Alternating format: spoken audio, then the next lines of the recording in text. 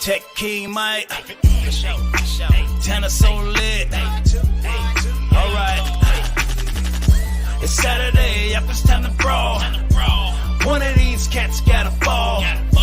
Damn right, it's a tech fight. You're damn right, it's a tech fight. Man, it's Saturday, man, it's time to brawl. One of these cats gotta fall. You're damn right, it's a tech fight. You're damn right, it's a tech fight. So easy, cue the funeral. The funeral. The funeral, the loser gotta go. Oh, easy, cue the funeral. The funeral. The funeral, the loser gotta go. Oh.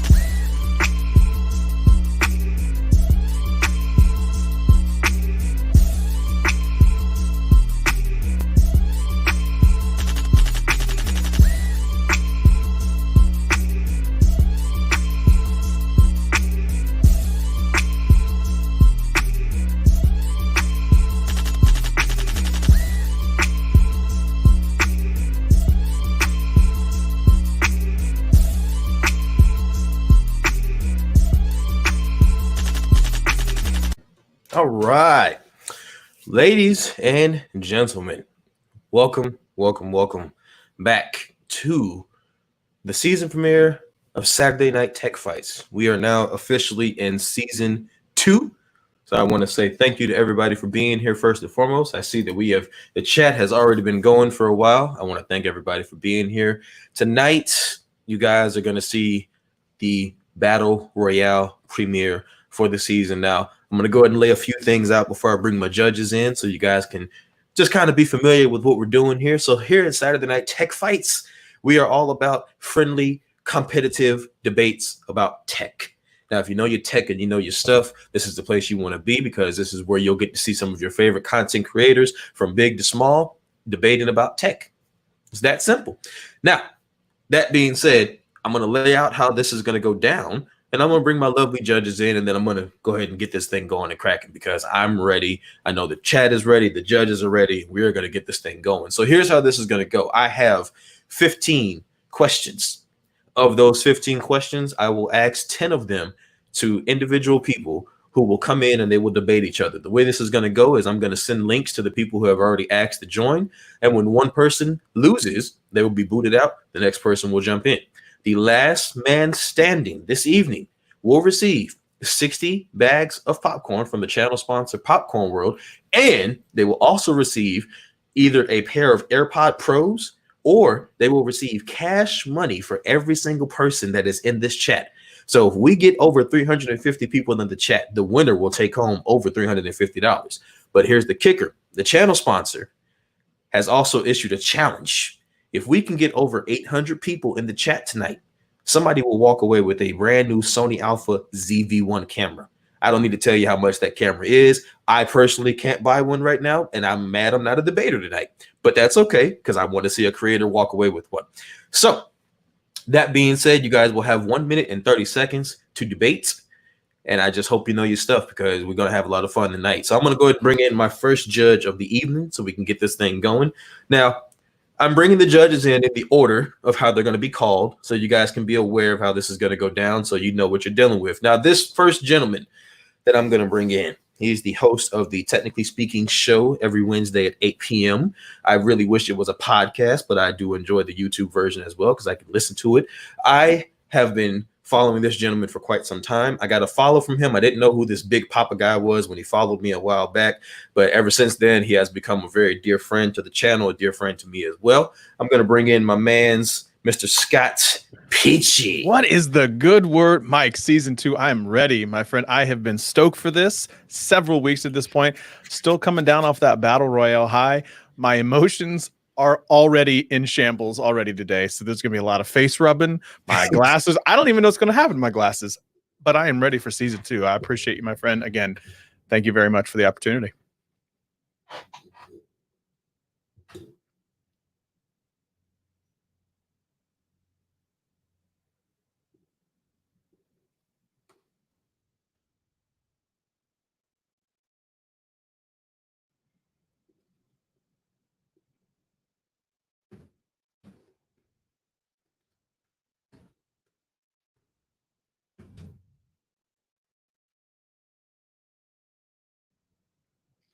I don't know if I'm the only one on screen. I'm going to take a wild guess that we might have lost Mike.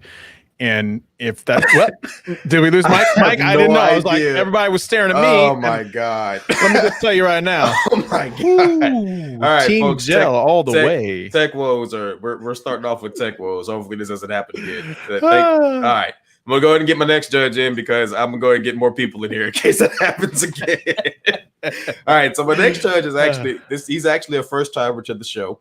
Now, I've been a long time subscriber to his channel. If you want to see someone do some of the most in-depth reviews of smartphones, someone who is a firm believer that a smartphone can do just as much as a laptop can, if not more. I actually have gotten the idea from my channel that I have on my secondary video channel to do a lot of my editing using my S20 Plus because of what I've watched on this gentleman's channel.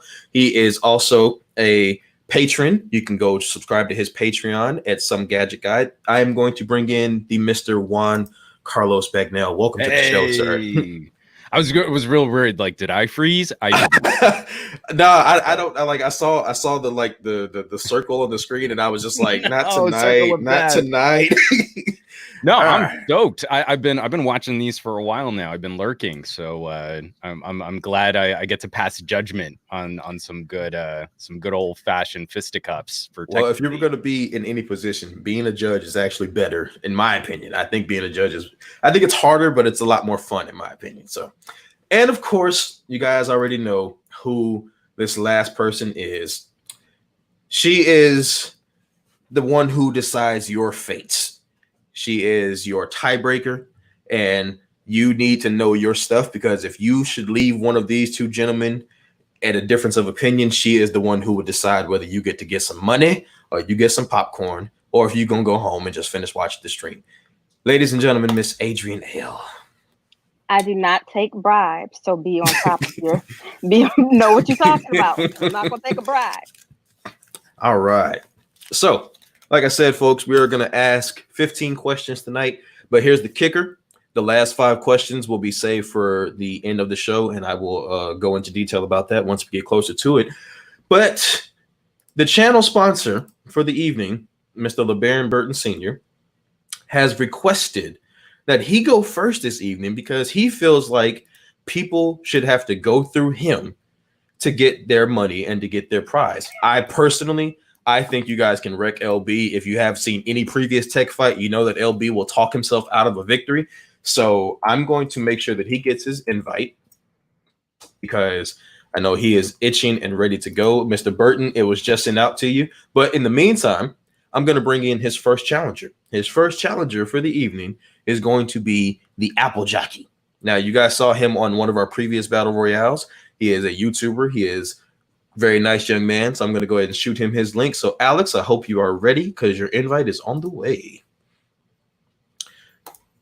And with that said, while we're waiting on everybody to jump in here. Can we take bets in the chat on if they think LB can even make it past the first round? Ooh. I don't think he can, but we can. That's just me. What would the over-under on that be? What are we thinking Vegas odds? If it's because it's LB, I'm thinking LB is going to easily get knocked out. I'm thinking 2-1. I was going to say 2-1.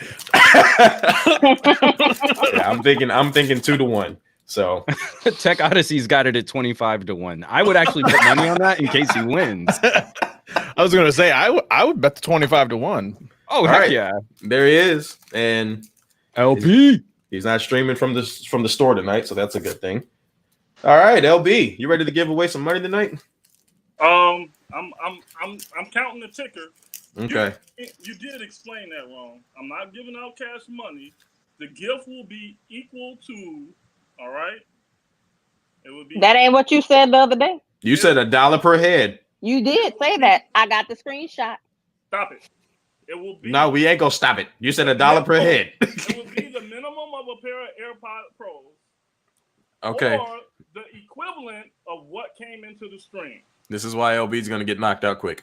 All right. Mike, can you please check iMessage? There's a big name, but once in. Let me see.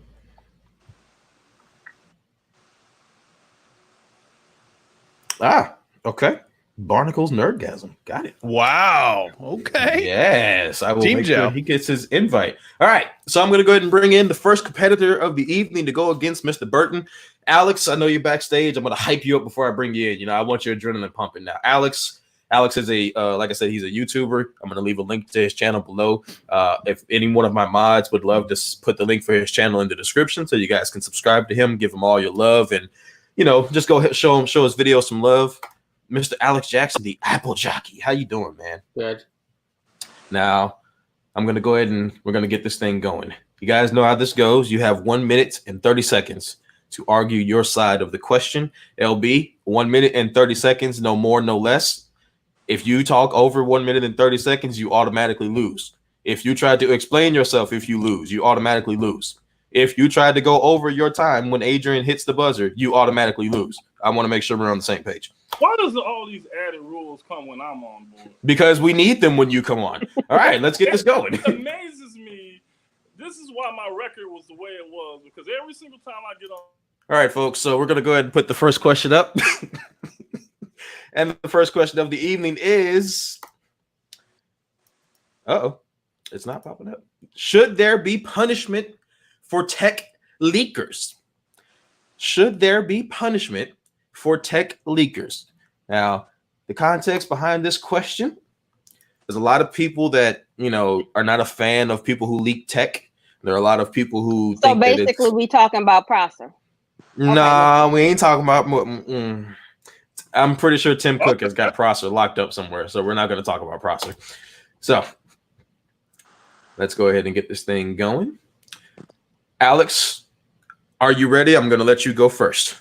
Well, and I'm going to say, if people want clarification, ask, because I'm the judge that's really going to be picking apart the question. And I know people like to answer things that aren't really the question. So if you're unsure what punishment means, now would be a good time to jump in before that clock starts ticking. So, Alex, do you have any questions? I'm pretty good. Pretty good? All right. So I'm going to put 1 minute and 30 seconds on the clock. If my buzzer is ready. Yes, what side is he taking? I'm thinking that there shouldn't be. There shouldn't be. All right. Good side to take. We're going to start your time and go, sir. Okay, there shouldn't be a punishment for leaking because leaks are not always right, but they kind of get pumped up for tech.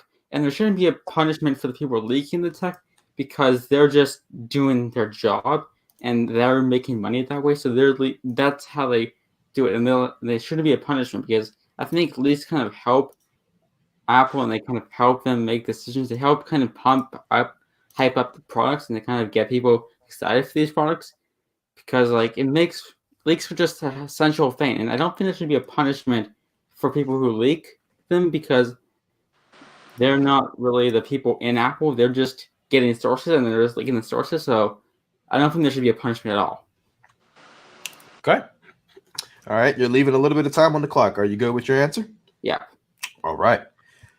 Okay. LB, 1 minute, 30 seconds. All right. Can you repeat the question for me, please? The question is, should there be punishment for tech leakers? You got it? Okay, I guess. Okay. You sure? I can deal with it. Okay. All right. You okay. All right. You have 1 minute and 30 seconds. Go. All right. So if you're just looking at the leaker, yeah. But if you look at the leaker as what he is, which is an accessory to a crime, then that's a whole nother issue. I got a popcorn shop, okay? And if I have an employee and I create a new flavor, and that new flavor is a secret, that employee then turns and lets someone else know about that new flavor before I release it, that is stolen intellectual property, okay? Which all of my employees sign an NDA when they start our job. So if he gives that information to a leaker and that leaker then leaks it out to the general public, which it could be damaging to my business because it's giving my competitor an advantage to know what I'm doing, he's an accessory to a crime. I'm done. Okay. You left some time on the clock. So we're going to go ahead and start with Scott. I'm going LB. Damn. All right. I didn't say that out loud. One. I mean, in terms of clearly defining what it was that they were both trying to debate, I gotta go LB. I'm not even gonna call Adrian. There's no point. But damn it! All right. It's not that this was rigged or anything. I just didn't want LB to go to the second round. I wanted someone to knock him out, and I wanted it to be Alex. But it's fine. It's fine. But you know, Alex making some great points. This is exactly why I feel clarification is needed. I mean, we had a couple people in the chat. You know, what do you mean by punishment? What do you mean by leaker? Do you mean someone internal to the company? Do you mean someone who publishes? And that's why I feel like if you're making that argument, that stuff's got to be really, really stapled down. Gotcha. Well, Alex, I appreciate it. And I thank you for your answer and for your time. I'm going to go ahead and let you go and bring in the next contender, okay? All right. Round 2. All right. So the next question we're going to ask before I bring in this next person. Now, here's the deal. I got 3 people backstage, and I'm going to bring in this next individual, and I'm going to put the question up here first before I bring him in. So this is kind of I think this question is one of those ones where you kind of can take it either way, but I want to see if we can make LB argue. If we can actually make him actually argue this. So let me make sure I get the right one up here. Shuffle questions because I'm involved.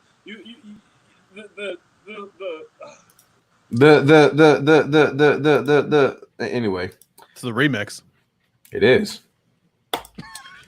As a new iPhone user, I think this will be interesting. Is iOS 14 a threat to Android's market share?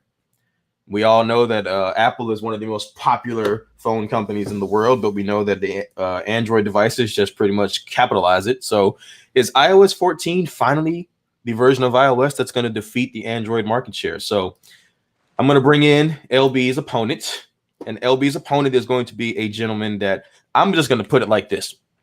He kind of came out of nowhere for me, but I've been following him for a few weeks now because I saw him on the Viper stream. I've also been kind of keeping up with him on Twitter. He's got a really dope channel. He talks about computer builds, and I actually liked his video of the Microsoft Surface laptop because I'm thinking about getting my wife one. I also saw a tweet from him the other day about what he does for a living, and I'm just going to say bank because I saw that and I was just like, wow, that's really impressive. But this gentleman is Mr. Terrence, a.k.a. The Poets. How's it going, man? Hello, everybody. How you doing today? God, listen to that voice. That's one of the reasons I'm low. Oh my God, Yeah, the voice. yeah. That's another reason why LB, you are boned, bro. LB lost already just because of that. Man. All right. How you doing, LB? I'm looking forward to chowing down on that popcorn. All right, guys. So like I said, the question is iOS 14 a threat to Android's market share? So since LB won that last round, you get to choose what side of the argument you will choose, LB.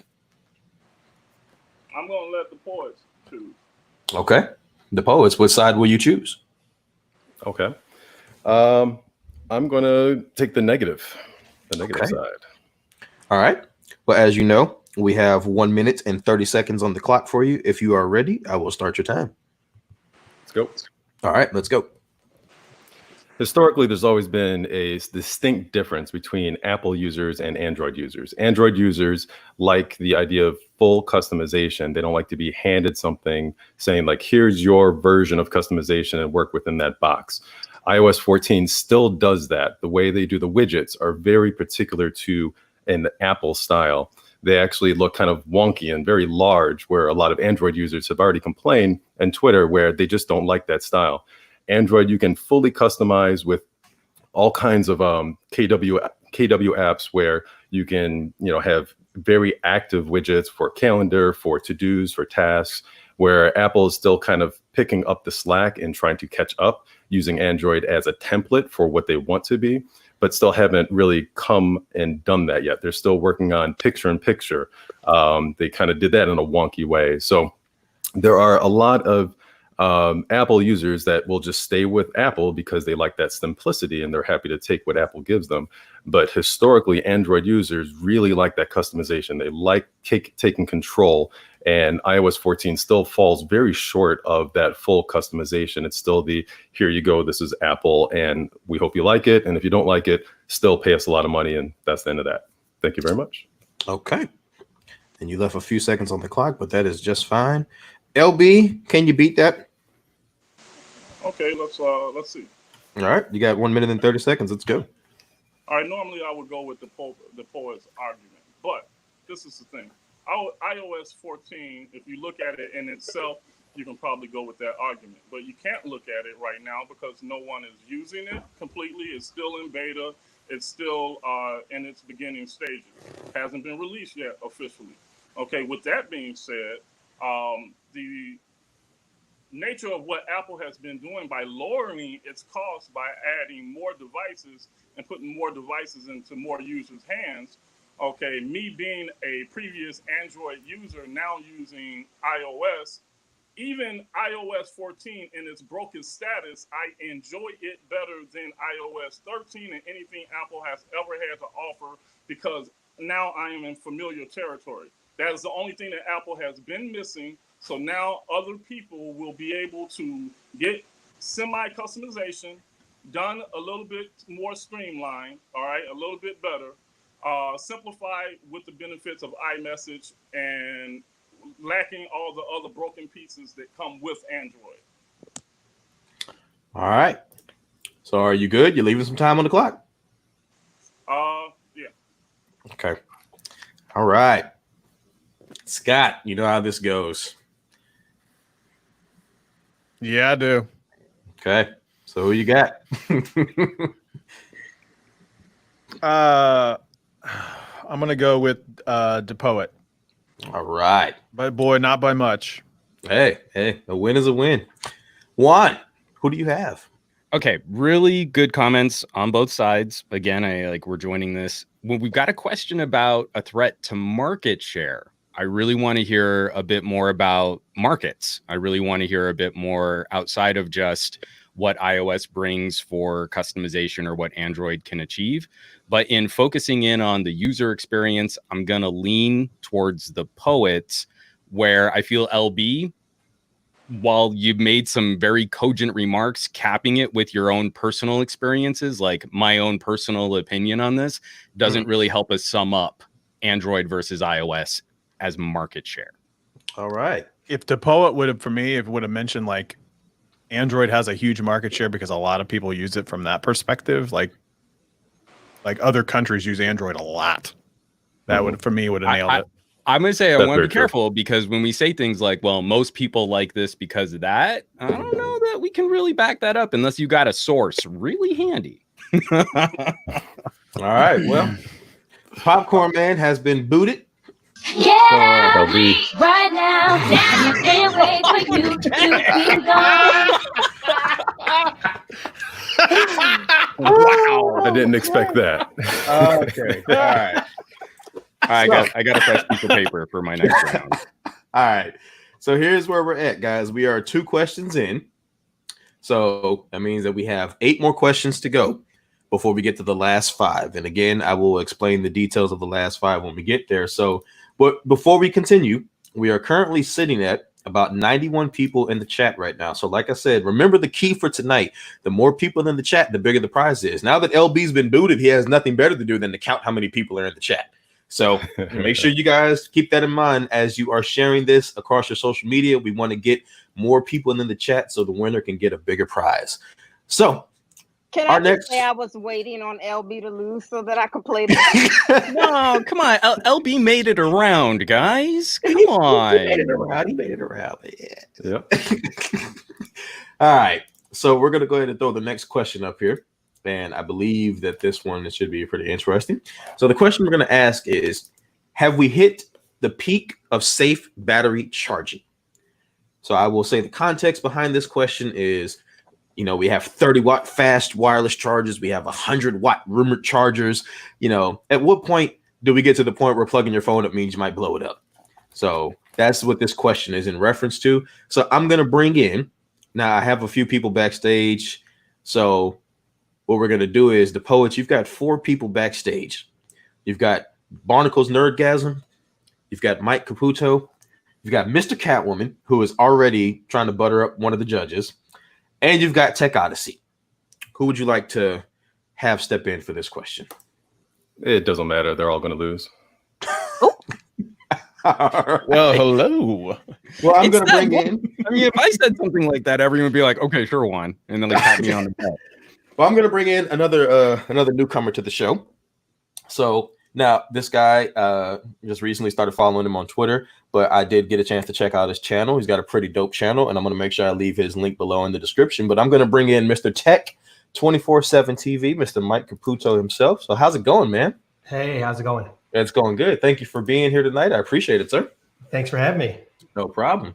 So I'm going to throw the question back up again for you guys. Have we hit the peak of safe battery charging? So, Terrence, which side will you choose, or will you defer to your challenger? I'm gonna take the side saying no, we haven't. So Okay. I'm gonna go ahead and start off with this one. All right. You got 1 minute and 30 seconds. Let's go. All right.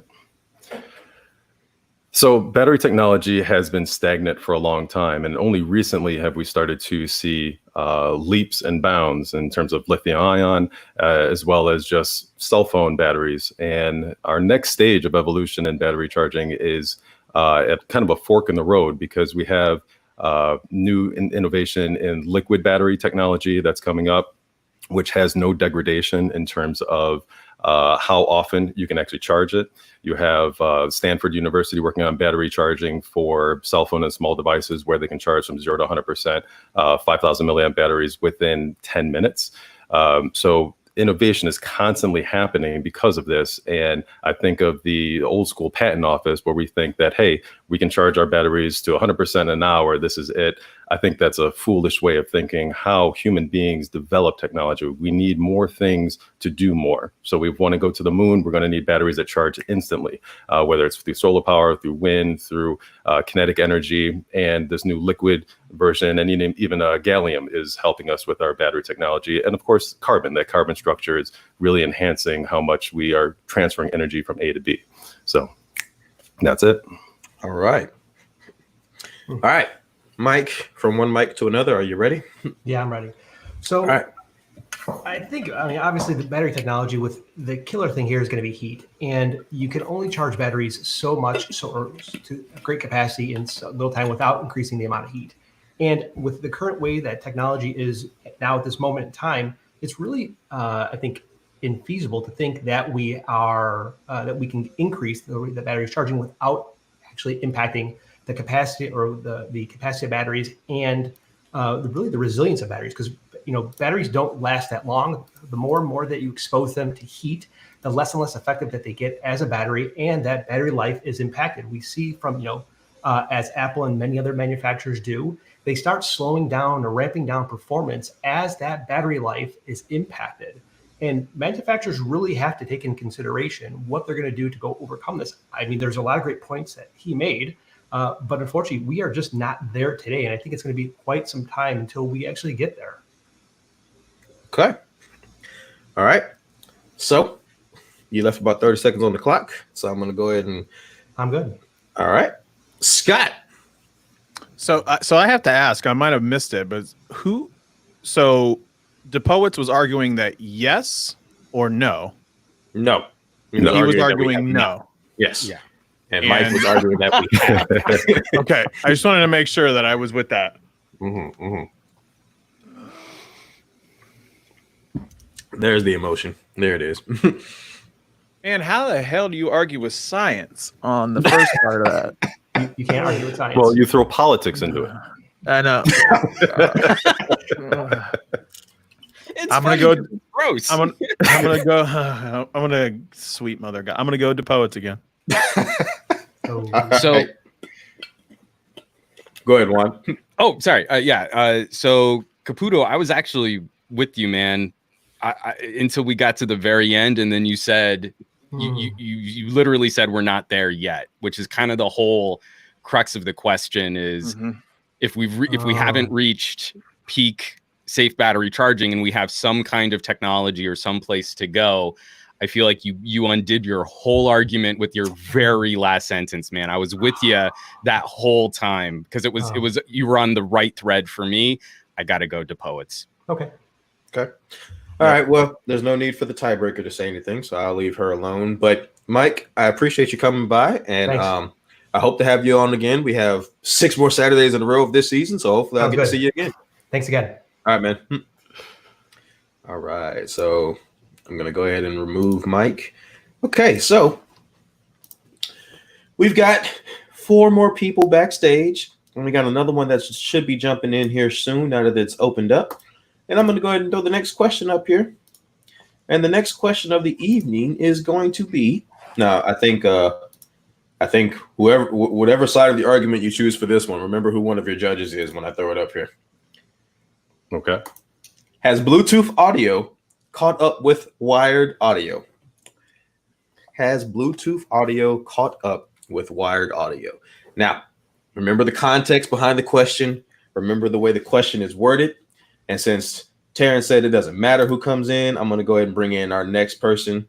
And that person is going to be, everybody, welcome to the stage, Mr. Catwoman, a.k.a. You seriously brought me in on. Oh my god!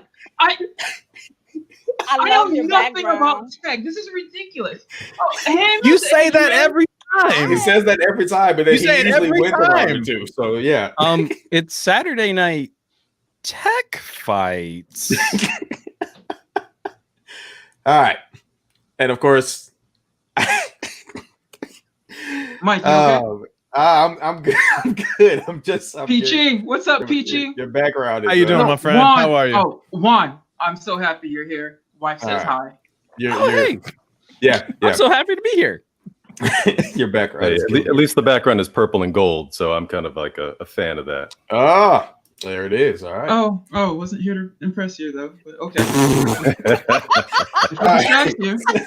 But It like I doesn't take said, much to guys, impress me though, so let's make it happen. All right. So once again, the question is: has Bluetooth audio caught up with wired audio? So, Terrence, will you go first or will you defer? Since I went first last time, I'll defer this time. All right. Cecil, what side will you choose? Can you repeat the question again? What? Yes, I can repeat the question. Has Bluetooth audio caught up with wired audio? No. Okay. You have 1 minute and 30 seconds. You know how this goes. Let's get it going. It's pretty clear wired audio is way better than Bluetooth audio because you take a wire and it hooks into a jack and you can hear things. Wireless, on the other hand, even though Bluetooth is really fast, there's still going to be lag with it. So with wired audio, there's almost next to no lag, period, depending on unless the cord is like 1 mile long or something like that. Well, other than that, there's no lag. So that's the really big difference in wired and Bluetooth.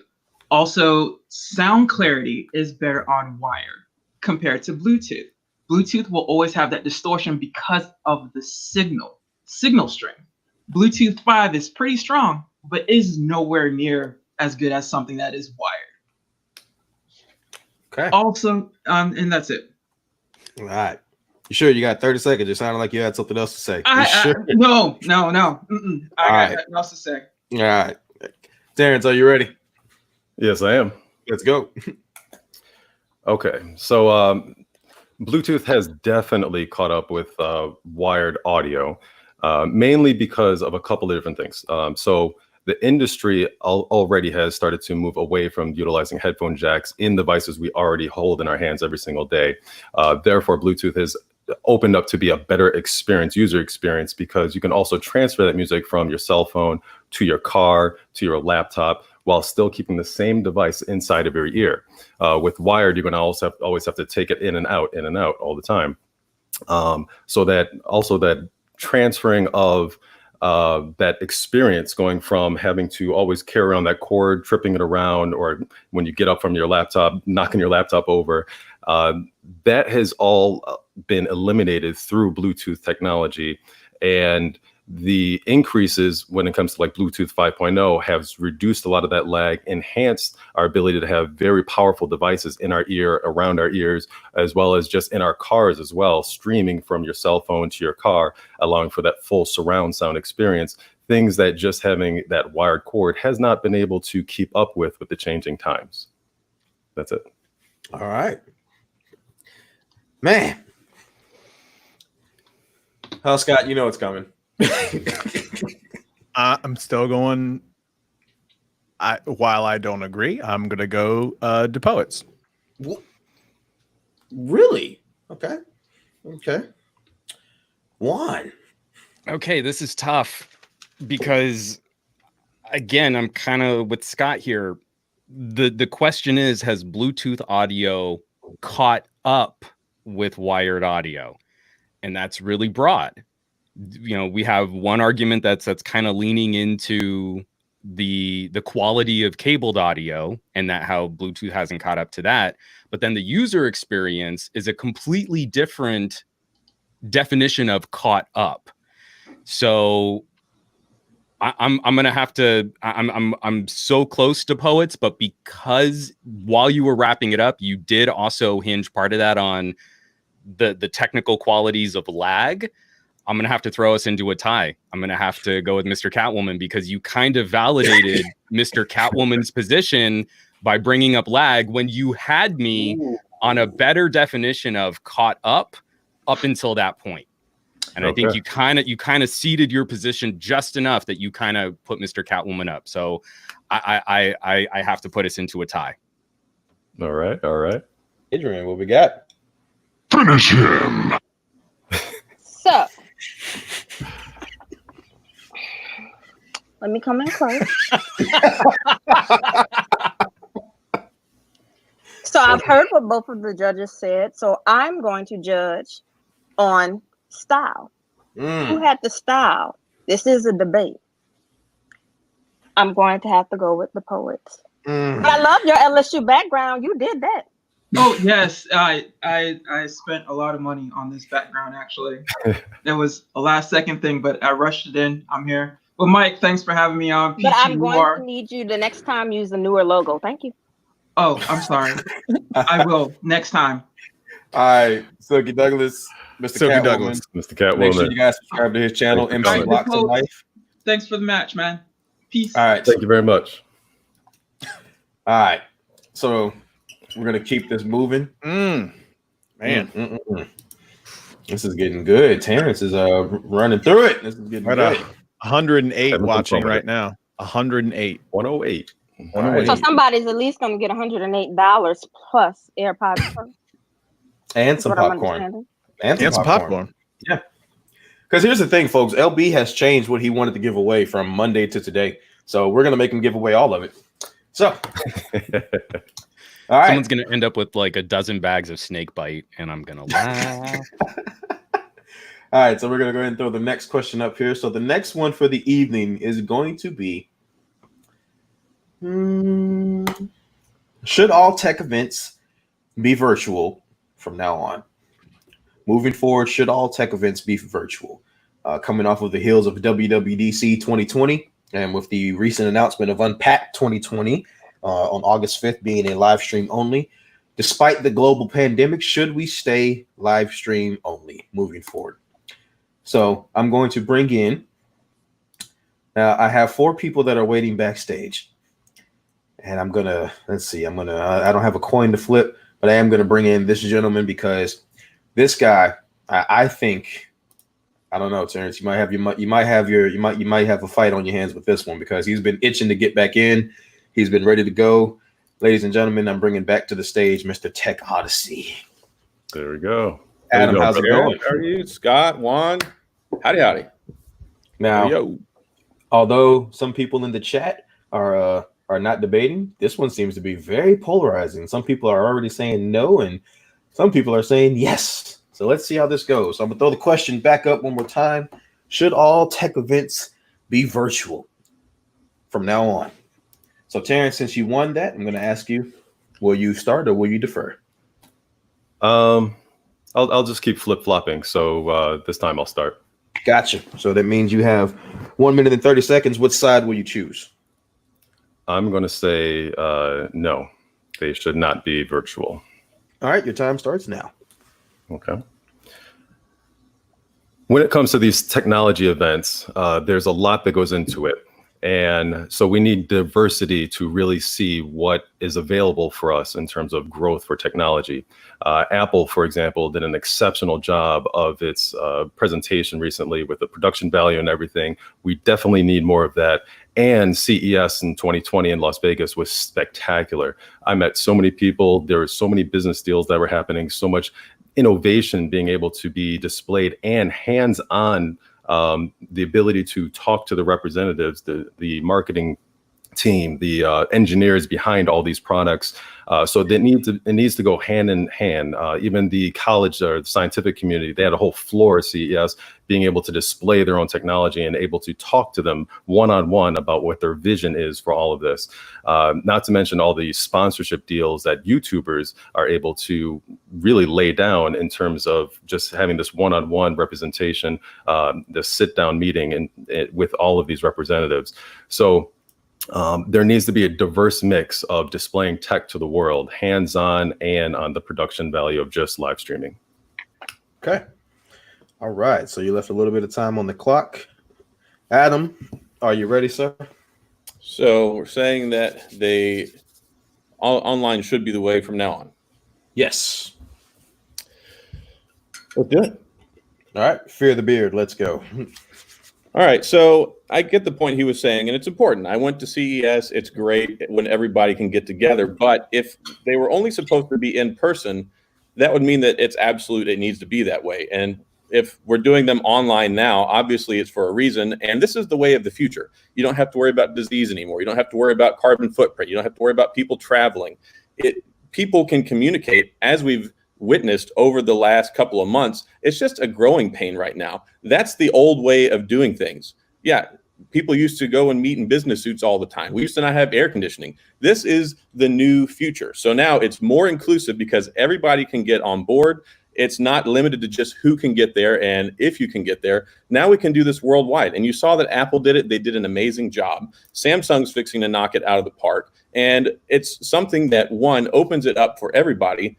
And it just kills the old way of having to do it. You don't have to spend money anymore. And companies are going to realize that you don't have to have all these things set up anymore. It's just a waste of money. It's risking people's health, having them in person and moving it to this online future. We're there now. And this is the way things are going to be. And it's better for everybody because of inclusiveness, because of access for people to communicate. It's safer and it's more efficient. So people are going to realize that this is the new way. The old way is dead. Okay. Adam, you used just about all of your time, so we are going to go ahead and get it started with Scott. For real? I showed Man, just to see that thing. Jesus. For real. Yes, for real. God. I'm gonna go with Adam. All right. Juan. But boy, it wasn't by much.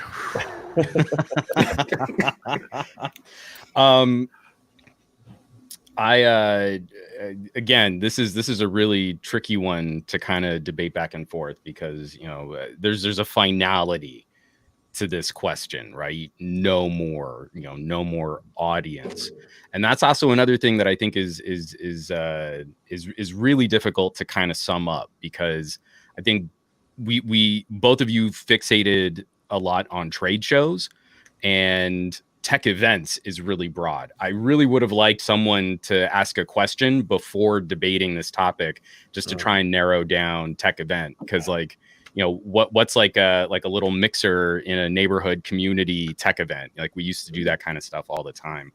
But because of the points made on things like diversity and how work still gets done, I'm leaning towards the poets, but it's real close.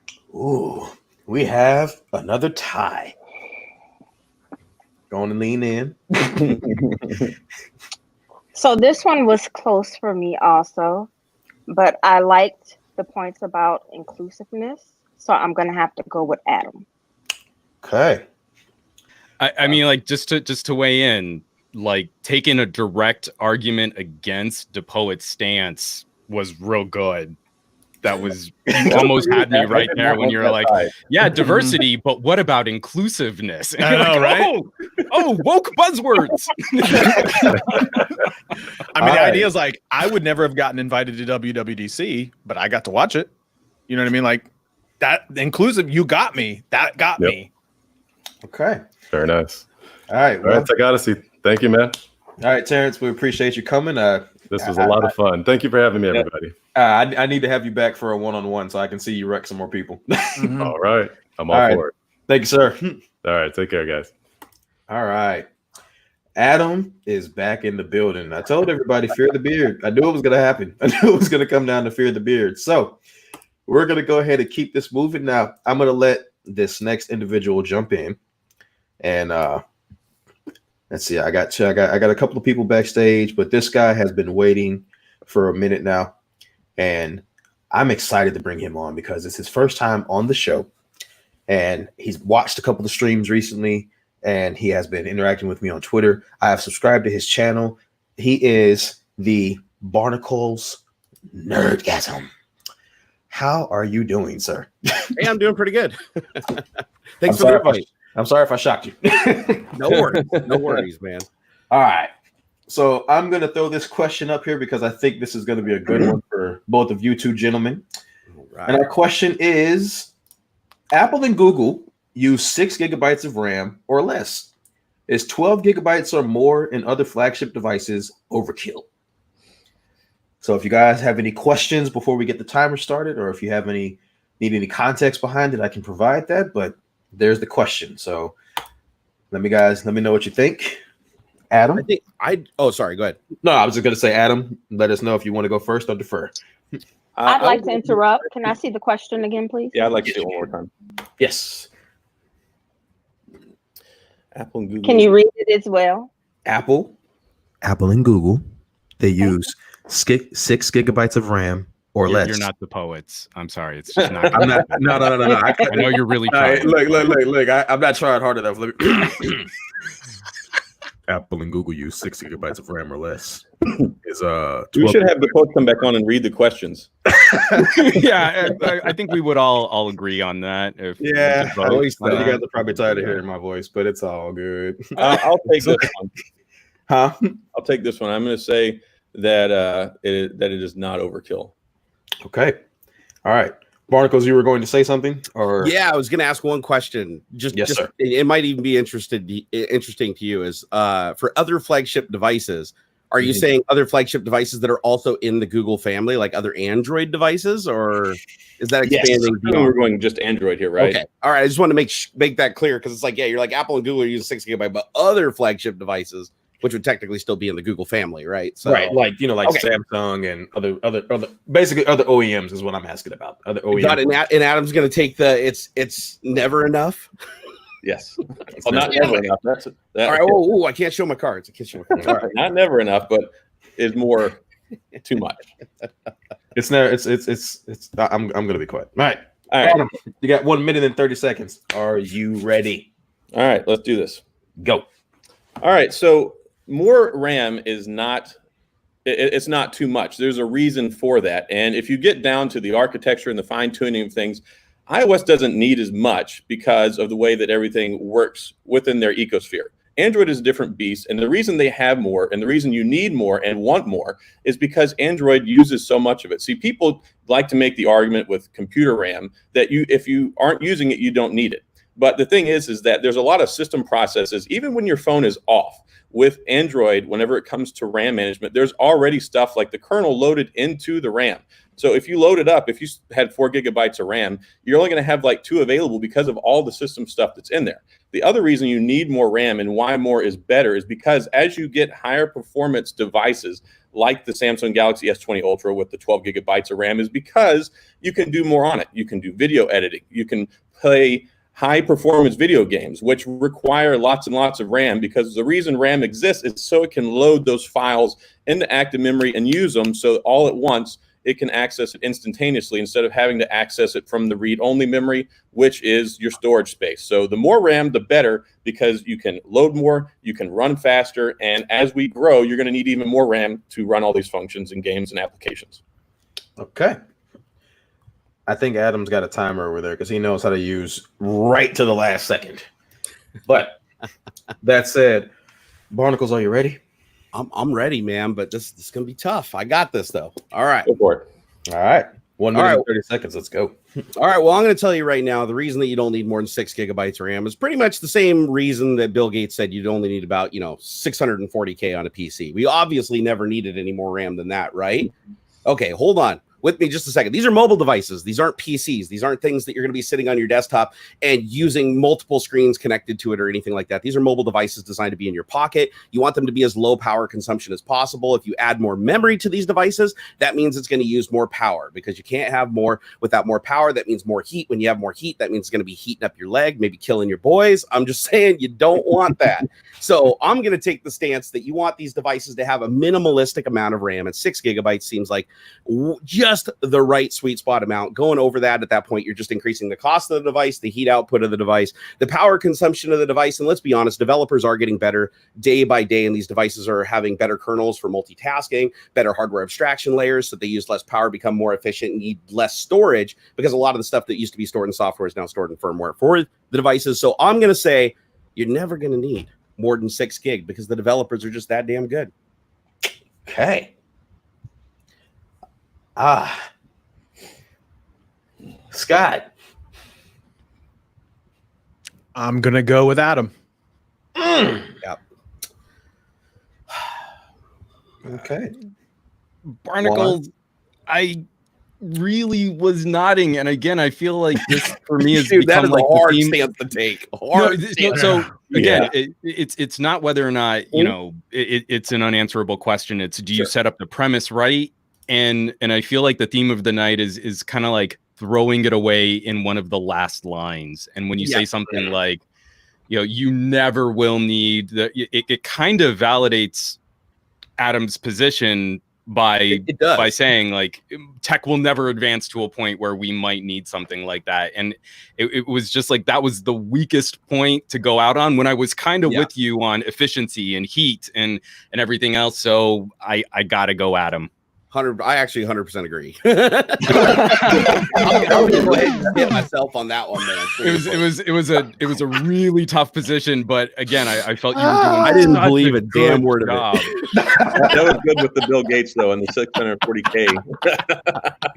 All right. That was fun, guys.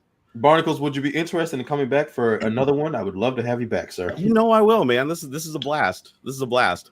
Well, maybe next time I'll actually get the side of the question that I believe in. I got that kind of fun out of it. I was like, when you took that, I was like, no, because I can't argue that because I use so much RAM because I am such a crappy developer. So like, never trust the developers. Never trust the developer, man. We're bad. It's like don't trust the skinny chef. Ah, man. All right, well, Barnacles, I'm going to go ahead and kick you out. Take it easy, guys. Sir. We'll see you later. All right, so Adam is on a roll right now. Adam did not come to play. So I'm going to bring in the next person that has been waiting for a little while who has been waiting to jump in here. Mr. Mike Tech 702. How's it going, man? What up? Are we supposed to chug a beer first, Adam? If you want to. This is sparkling water.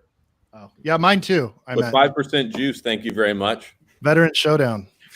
All right. I put on so much weight during the quarantine. I got to drink the stuff with no calories in it now. I claim I'm doing that, but I don't back it up. So we're going to go ahead and keep this theme going with we're going to keep this theme going because I kind of like how this is rolling right now. So the next question of the evening shall be, should all Android OEMs be required to run Google's stock Android? Should all Android OEMs be required to run Google's stock?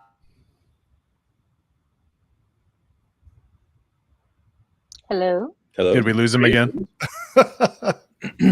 Why we gotta lose him when he's on one of the questions? Dramatic pause. Should all the OEMs? Can you guys hear me? Yes. Okay. I don't know what's going. I don't know what's going on with that. I'm getting trolled tonight on my own internet. All right, It's that gigabit speed. Right, yeah, gigabit my ass. So, Adam, what side will you choose? I will say no, that all Android manufacturers should not have to use the OEM version. Okay, you have 1 minute and 30 seconds, Mike. That means you will say yes to the question. Great. Yes to the draft. All right, let's get started. 1 minute and 30 seconds. Let's go. All right, so all manufacturers should not have to use the OEM version. That doesn't make any sense. That is saying that you always have to, and that would be bad for the first place. But second of all, Android was designed to be free and open and customizable, and people like Android because of the preferences. You go with Samsung, you get One UI. You go with OnePlus, you get Oxygen OS. All of these things, in many people's opinions, are clearly better, faster, more widely enjoyed than the regular OEM. And if you just had the OEM, what's the point in having all these other phones? You would just get a Google Pixel device, and we wouldn't have Samsung. We wouldn't have OnePlus. We wouldn't have LG. All these other ones that clearly have taken the original and made it better in their own ways and make it more unique. That's why we have brands. That's why Android is open, so that people can take it. And otherwise, you'll be stuck with something like iOS, where it's locked in, you can't change it, and you're stuck with that forever. I mean, they still don't have it where you can move icons where you want them to be. So clearly, no, OEM manufacturers should not be stuck with using the OEM version. Okay. All right. You left a little bit of time on the clock. Mike, are you ready? Yeah, he took my side, but I'll do the best I can because it's a debate. Let's do it. All right, let's go. You ready? Yep. I believe we just had a recent question regarding RAM and usage of operating systems. If that's the case, nothing uses less RAM than stock native Android. When Andy Rubin left Danger Inc. in the early 2000s and formulated Android before it was purchased by Google, he was actually chasing Steve Jobs and Bill Gates to create a unified system that used the least amount of resources possible. So by saying that, that means that having a closed ecosystem, aka using just Google Pixel, for instance, in this case, because that's the only manufacturer using stock Android, means that they can control that ecosystem. Optimize is the word that all the Apple users love to use. Apple iPhone's in the news right now because why? Everybody loves Apple because they are optimized. They use the least amount of resources to accomplish the most. They have the highest level of security. And I believe even at this point, Google Pixel is still the most secure phone outside of BlackBerry doing their own custom little magic to the side of it. But the fact remains that by remaining with Google Pixel the whole way through, all the way through for Google, they can control from the back to the front, decide who gets to pay, who gets to play, and the end users get the most optimized and most secure experience. Okay. All right. I like that. I like both sides of it. This is going to be fun for Scott. He already looks like he's frustrated. Totally wanted the other side of that, but Scott, I'm gonna tell you what, if you wanted the other side, you sold that side pretty damn well. I had a good argument for the other one. That was off the dome. If that was off the dome, that is impressive. I actually I'm gonna take Tech 702. Okay. All right. Mr. Juan, who you got? Okay, couple things. Mike, don't start a debate by saying, I don't believe in this. I'll give it a whirl. Whatever. That was before my time started. I wasn't at the podium yet. You're always at the podium. You walk in the room. So here's the thing. I really wish someone had requested some clarification, because the word required can mean a lot of different things. Should it be Google requiring manufacturers, or should it be governments requiring Google to implement these types of things? And I feel like there was room in here to debate something a little different so that you weren't kind of closed in on that. Mike, again, I feel like people are giving away positions when you bring up BlackBerry and how heavily customized the BlackBerry operating system was and how that made it more secure than what the Pixel could offer. I think that validates Adam's position. So I got to go Adam. It's Adam's fault for putting BlackBerry in my mind watching his videos. Well, now we have a tie. I've got my red key 2 over there too. Oh, you would. I need to work out. I see what's going on. Adrian. So I actually think this one was very close, and I agree with both judges.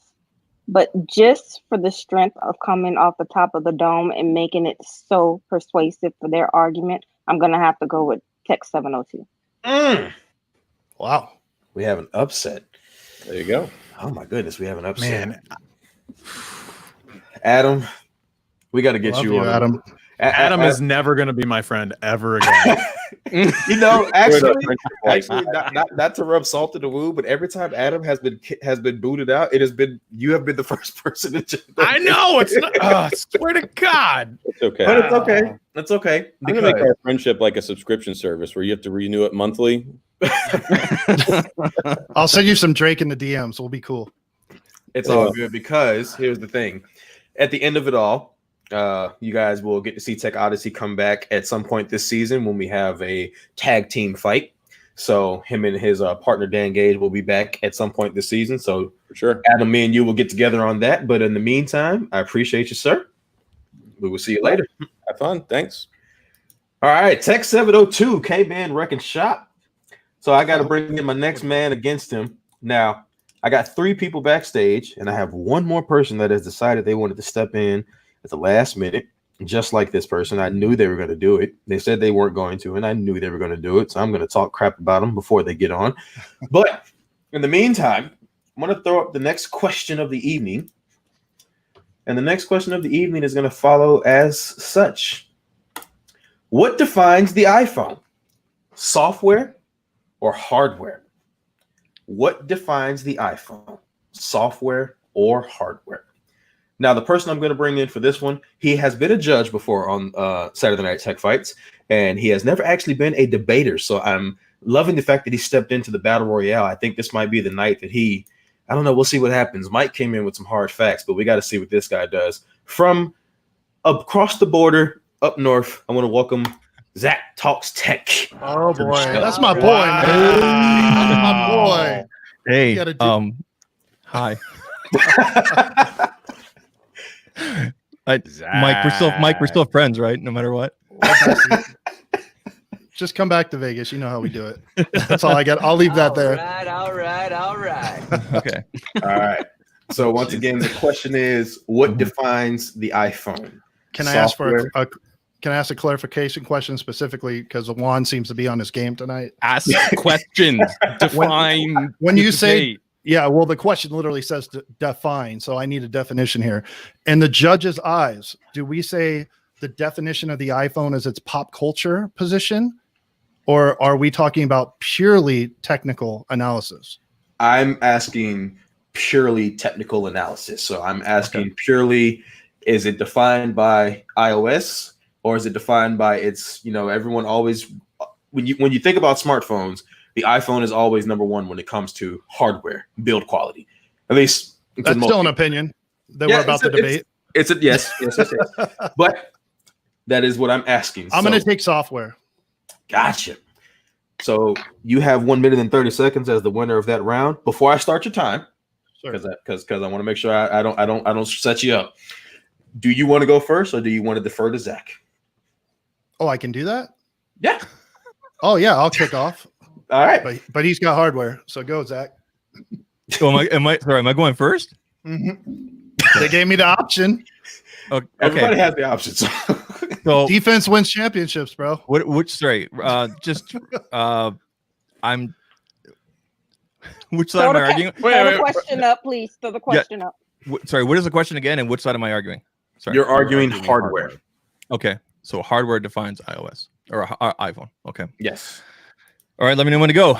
You have 1 minute and 30 seconds, and go. iPhone is defined by hardware because year after year we see Android trying and Apple succeeding. Okay. I'm going to start with facial recognition, Face ID. Okay, we've seen Android bring in Face ID, their own version of facial recognition with their hardware, obviously years before Apple. And then Apple came along and said, nope, we could do it better. Case example would be with the Pixel, the newest Pixel versus Face ID. you could still unlock that Pixel with your eyes closed. The facial mapping with the sensors in there, the 3D mapping, that's just an example right there of the hardware. Now, other aspects of the hardware that define iOS would include the premium build. So we've got stainless steel around the edges, brushed aluminum. We've got the no fingerprint, for example, on the 11 Pro Max, 11 Pro. So there's no fingerprints being picked up, unlike a normal glass surface. And then when you look at things like cameras are always a big subject for a lot of reviewers and a lot of people when they're picking up a phone. The magical things that iOS or the Apple does with their cameras is wonderful. Now I know there's a whole software side of that, and I'll let my competition talk about that. But the cameras, year after year, the device, the hardware that's being put in there seems to be unmatched in terms of optical image light and optical.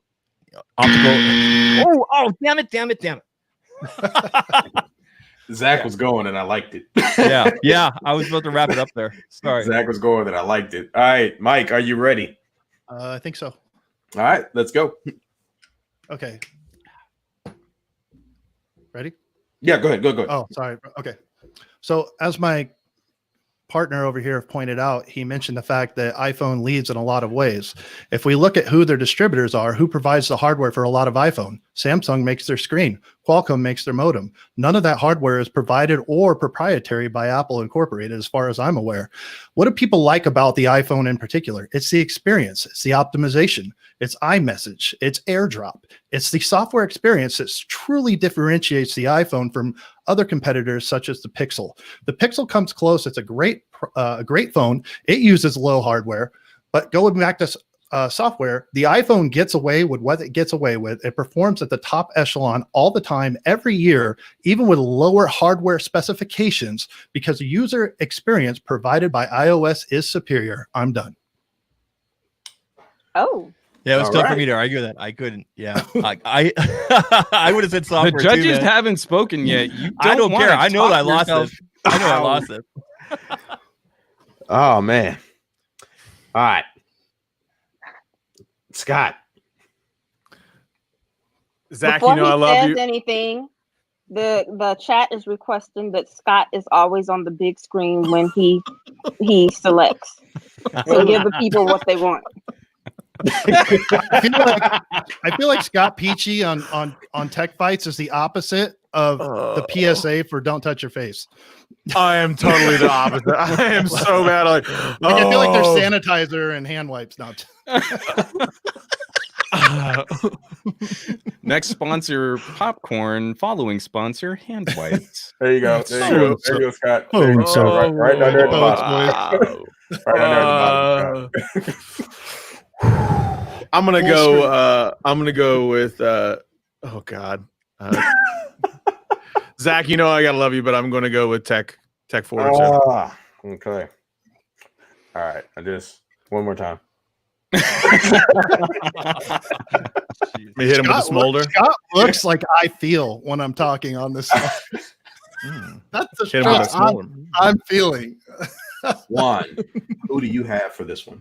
All right, so Mike, you were almost in trouble when you started talking about components, because one of the defining hardware features of an iPhone is made by Apple, is fabbed, is the A13, is the chipset.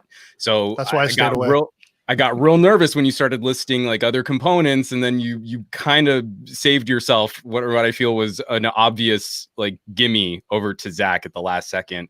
But Zach, I kind of felt like, for how long it took you to come up with your argument, you spent too much time on Android. You got 90 seconds, and there's nothing to do with Android in this. There's a reason why I joined debate class just for the girls back in the day. Those debate ladies. Debate class is known for that. So again, like I feel like there was an obvious miss on iOS is the software that defines Apple's mobile experience, and iPhone is literally the product that's designed by the style and the hardware that people can recognize. And so you ran out of time. I think you were getting there, and then you'd spent so much time talking up Android. I got to give it to Mike. Tech 702. You landed it. Okay. Boom. All right. Well, I love you, Zach. Yeah, it was fun. I hate you, Mike. Okay. FaceTime me later when you're. Yeah. Thank you for coming on, sir. I appreciate it. Cheers. And we'll see you later. All right. So, Mike Tech 702 is not here to play with you guys. So let's go ahead and let's get the next one going. So now, let me go ahead on and get this going here for you guys. Give me just 1 second. So I have 3 people backstage. We are just about towards the end. So I'm going to go ahead and bring in this next person, Mr. Iconic Mods. Oh, that's my boy. What's up, dude? Oh, yes. First time stepping in the ring. Are you ready, sir? No, but I'm gonna go for it anyway. All right, that's all that matters, man. All right, we're gonna keep this train rolling just because I like how this is going. So we're gonna throw this question out there: is it time for Google to let the Pixel go? Is it time for Google to let the Pixel go? Now, before I say anything else, look at the Pixel guy. All right, let me put the Pixel guy up here. Look at the Pixel guy right now. You look at his face. So keep that in mind. So, he's already touching his face. Yes, he's already there. So I want to play poker with you, Scott. I don't play poker Can we do anymore. poker night when you come I to do Vegas? not play When we poker go to anymore. Let's hook up, bro. I want in on that game. For real. We Right? do. No. And Mike, Scott, just make sure you bring all your money with you when you do. Oh, All of all it. cash, right? Nothing but Yeah, 20s? absolutely. Okay, I got you. He's probably sandbagger though. He'd be giving the false tales like 10 degrees of black belt poker. Yeah. Maybe. all right. So Mike, what side of this question will you choose? Yes or no? Should they get rid of the Pixel? To Yes, paraphrase? No. Yes. Okay. So you're gonna say no. So that means Iconic, you have to say yes. So I'm gonna go ahead and get your time ready. And Scott, go. we cool, right? Who's going? Iconic? Absolutely, my brother. It's on you, Mike. Do you want to go or do you want to defer? No, I always like to go second. So if he wants to go, unless he really doesn't want to, then I'll go. Because I mean, Iconic, do you really not want to go? I'll go. I ain't got a problem with it. all I right, mean, stand up, Iconic. it is what Let's it do is. it. Go. All right. Let's go. So should they get rid of the Pixel? In my opinion, yes, they have to. I mean, at this point, the only thing that they have, it's hard to argue this because I really went to the other side, but they kind of have to, because really the only thing the Pixel's got going for it is the camera. And pretty much you got iOS, Apple devices, and other Samsung devices that are quickly catching up to the Google's one-trick pony show, which has basically been the camera or bust. That's it. Besides the, again, almost bare, Android operating system. Still, that's it. That's all it's got is the camera. So if you got other devices that are offering you not only equally comparable cameras or better cameras overall, and offering you a better user experience and better software, why keep the Pixel around? I'm just saying. But that's all I got. Okay. Mike, are Yes, you sir. ready? Let's do it. All right, your time starts now. Okay, the Google Pixel. Why should they not get rid of it? Well, for starters, the Google Pixel is the showcase platform for all of Google's services and technology that they offer. They can control that vanilla Android experience. So they are going to utilize the Pixel not to get market dominance in a hardware share. They do not give a crap about having the latest and greatest. What did they show us with Pixel? That it does have the greatest, or it has the greatest computational photography. They've been first with astrophotography, low light photography, all the software they use, but how can they trust Samsung or other OEMs to get it correct? They can't. They have to maintain the Pixel because it has to be a showcase for all the ingenuity that Google does best, which is software. That Google Pixel is simply a manifestation of all the software and services they want to get out to the consumer. If we back it up a little bit, we look at, we're in hard times right now. There's a pandemic. What does that mean to us? People have less money to spend on hardware. Most of the Pixel devices can be had at a discount. I give you the 4A, although it keeps getting pushed back, and the 3A. Super economical devices that still showcase one of the top cameras available at any price of any phone, and they're able to get those Google services in the hands of consumers, much like you see Apple with their higher echelon marketed prices for their devices. They are now pushing services as well. Therefore, Google needs the Pixel to remain simply so that they can continue showcasing and selling services. Well, I just got a notification on my phone telling me I just got my ass kicked. So that looks easy. Yeah, I got the notification. As soon as he stopped talking, it said, "You just got your ass kicked." Okay, all right, I get it. I'm with you on this. I already know where we're going. Shout out, Iconic. Yep. I still love you, Peachy. I'm good. Brother, I was gonna say I gotta go. I'm gonna go text 702. I mean, that was. I mean, you did not get beat as bad as I got beat by Kevin the Tech Ninja. I will just say that. You can take that away. You didn't get an egregious beating. No, you did not. That was But one thing I will say, there's a whole there's other pixels, not just the phones. So don't sleep on the other pixel lines. But I'm gonna go Tech 702. Okay, Juan. Yeah, same boat. Iconic. Like in the middle of your argument, you were talking yourself out, and even if you don't really feel that stance, like as soon as I hear that, I'm like, oh, okay.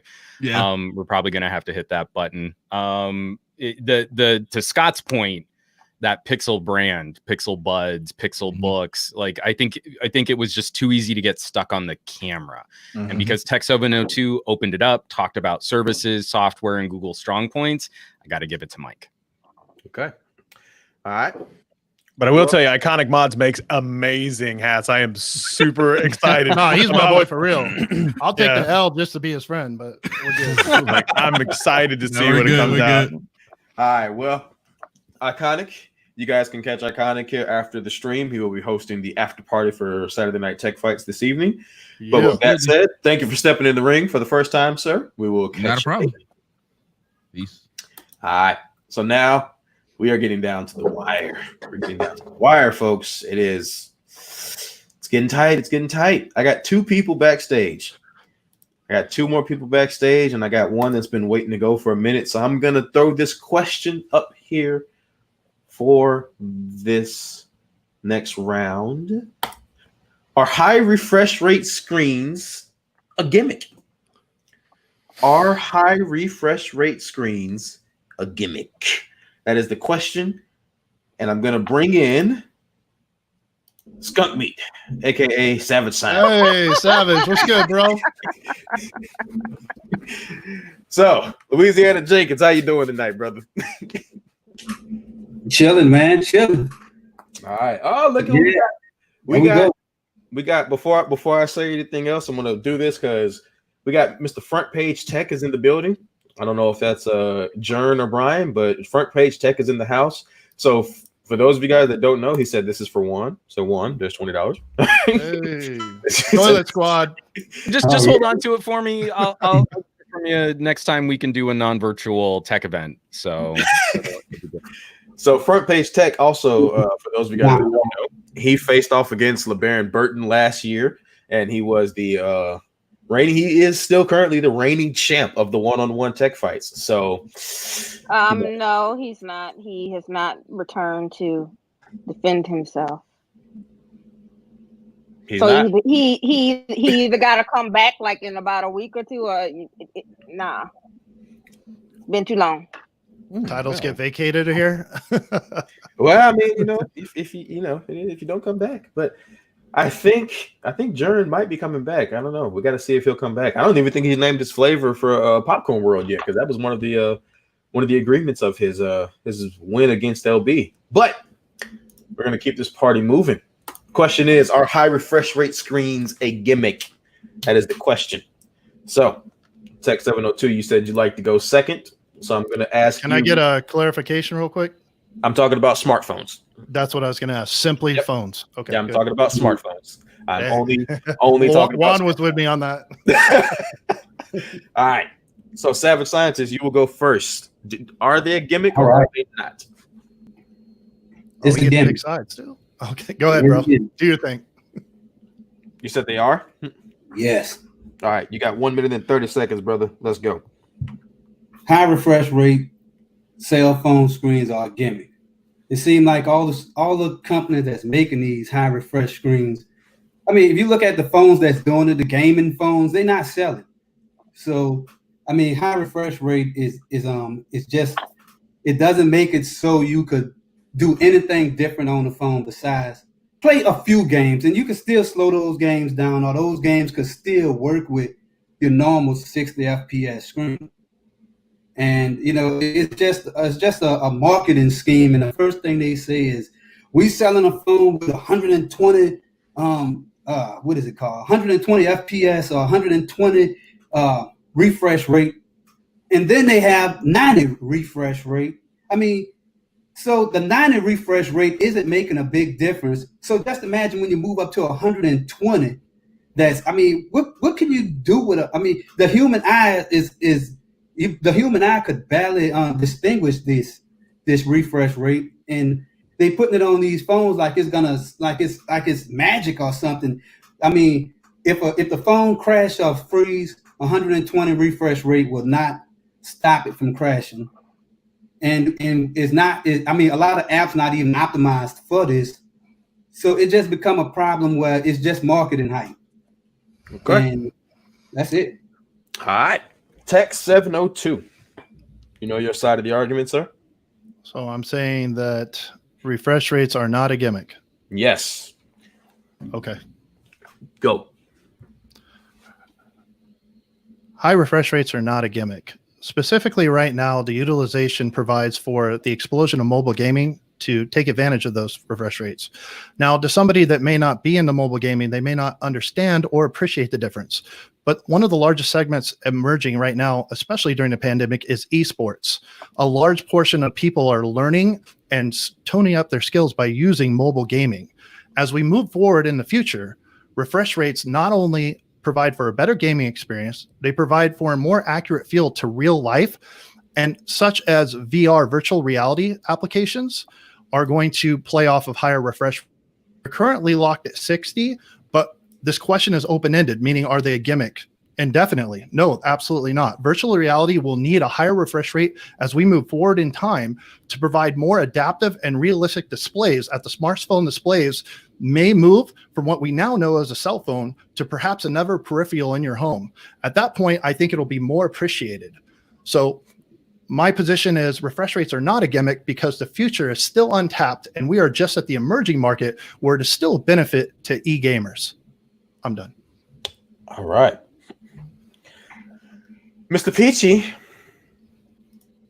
Well, hello, everybody. I'm going to go I love his full with, screen. He's working so hard not to touch his face. I really am. I have my hands down. I'm going to go Tech 702 on this one. All right. Juan. Bringing up esports, especially with my gig at Newegg and seeing the explosion in like MOBAs and how mobile gaming is taking over sort of the Pacific area right now, totally won me over, especially kind of honing in on that. But while Savage, I was with you on a good chunk of that, you let it slip in just the middle where you said some of these games can still play fine at 60 hertz. And it kind of validates the experience of having that higher refresh rate for the singular consumer who might be looking at gaming on their phones as we're watching that expand. So I got to give it to Mike. Okay. All right. Savage Scientist. Skunk meat. To the left, to the left. Don't do him like that. Don't do him like that. To the left, to the left. Don't do him like that. He could have played some LSU flight song or something. I'm Don't do him like that. Come on. Are you alumni? What you say? Are you alumni? Yes. You still don't deserve the fight song after a performance like that. No. All right. Savage. You work for the band. We will see you later, Mr. Seven Scientist. Thank you, sir. Wow. All right.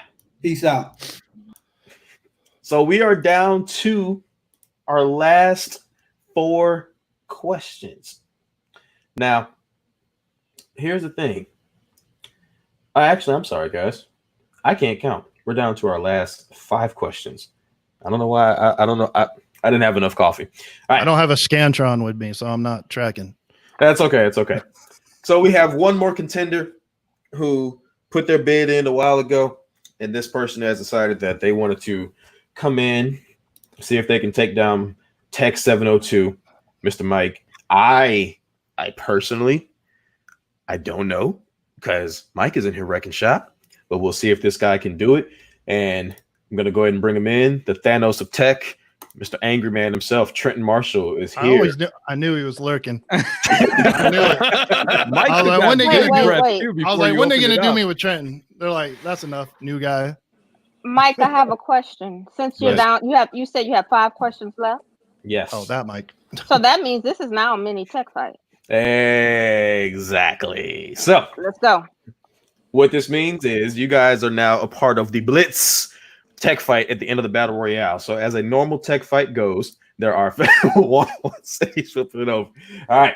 So as a normal tech fight goes, there is a one-on-one challenge. All judges will vote, and if there is a knockout in the Blitz tech fight, it is over. It doesn't matter how many questions I have left; it is over. A knockout is determined by all 3 judges choosing the same person.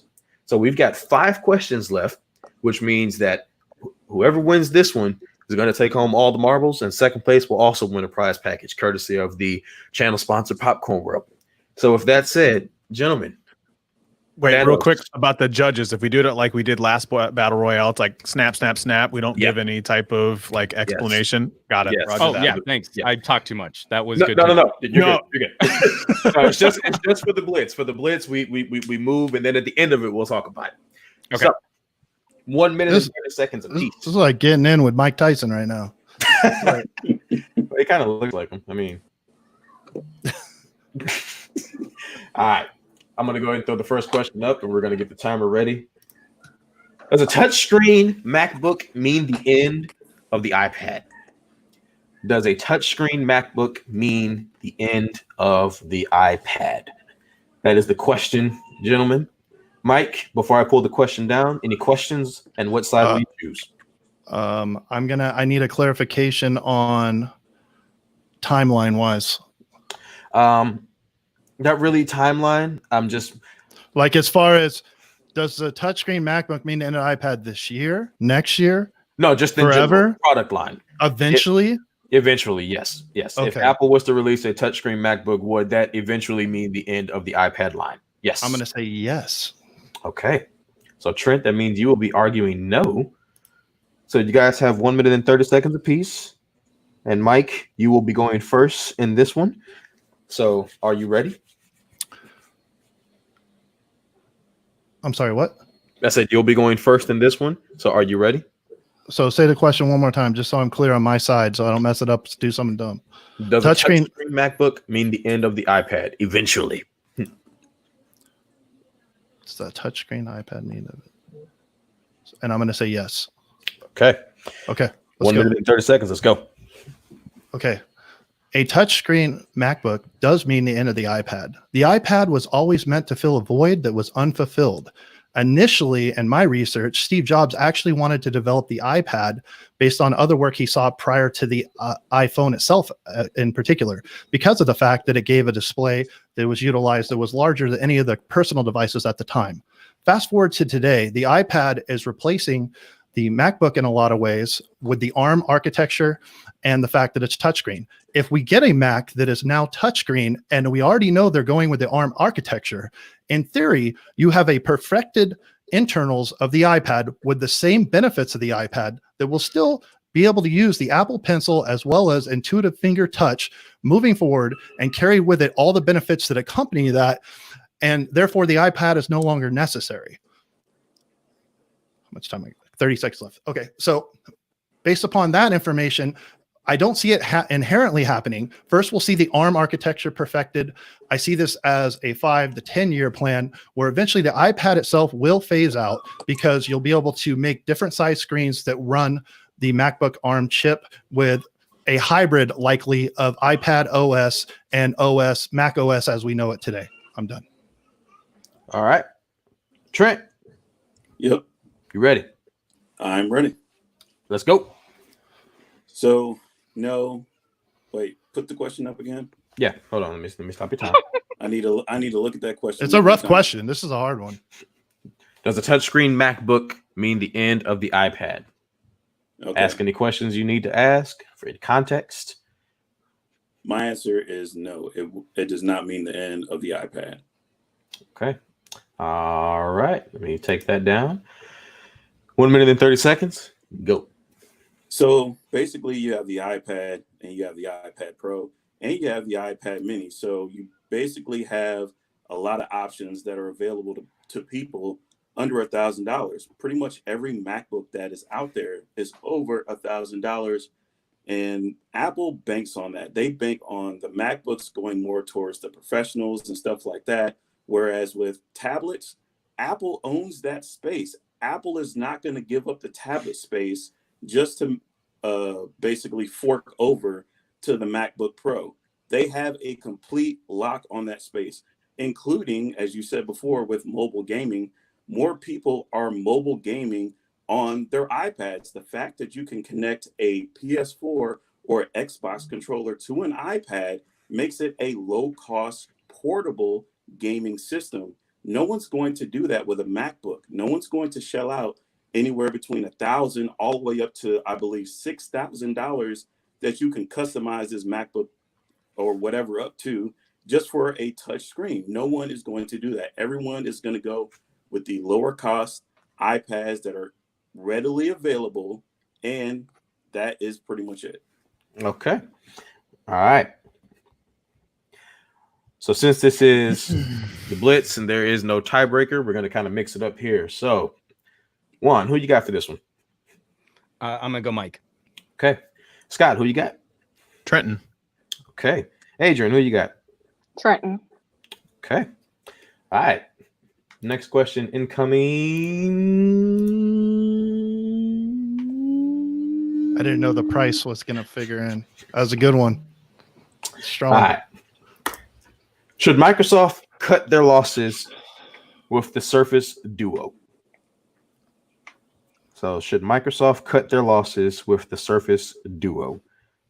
If there are any questions for context, ask them now. Otherwise, we shall proceed.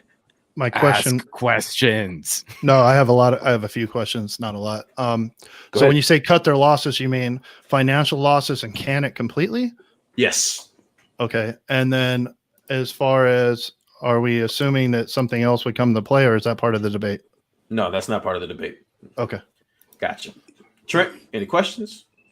Nope. Okay. All right. So Trent, since you won that last round, you get to go. 2. Let me know when you're ready. Let's see. I will say no, they should not cut their losses. Okay. And let's go. The reason why they should not cut their losses is honestly because the product still needs to come out. You still need to get the product in people's hands. No matter what a tech reviewer is going to tell you or what, a small handful of people's opinions are, you have to get it in the public's hands and let them make the decision first. There are plenty of things that came out where we all thought that they should have got rid of them, but once we got them into the public's hands, people actually liked them.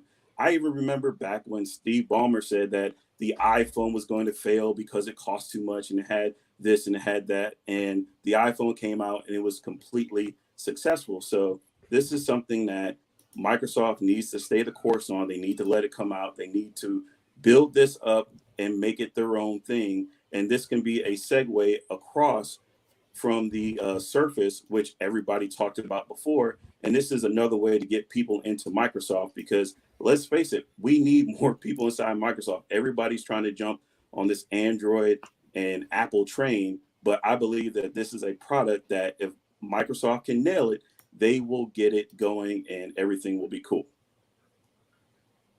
Okay. Tech 702, are you ready? So I'm going to argue that they shouldn't can the Duo. Yes. No, you're going to argue that they should. Yes, that they should can it. That they should get rid of it. Yes. Okay. Whenever. All right, let's go. All right. So I feel that Microsoft should can the Duo at this point. Microsoft takes a large scale where they throw a bunch of stuff at a wall and they want to see what sticks.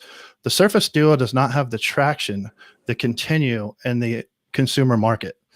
Well, I can appreciate the attempt. If we look at the rest of the Surface segment that Microsoft provides through the X, their tablets, their laptops, I believe it's only a matter of time before the foldable technology is perfected to the point where they can release a better product in the mobile sector that will allow for a better user experience without wasting the research and development and combining that with the fact of shipping these things out. Once you ship them out and they don't sell, not only do you put the bad taste in people's mouths, but when they fail and they don't perform to their peers on the market, then what's going to happen is they're going to get a negative flashback, and the next generation that they try to push under the same title will not work.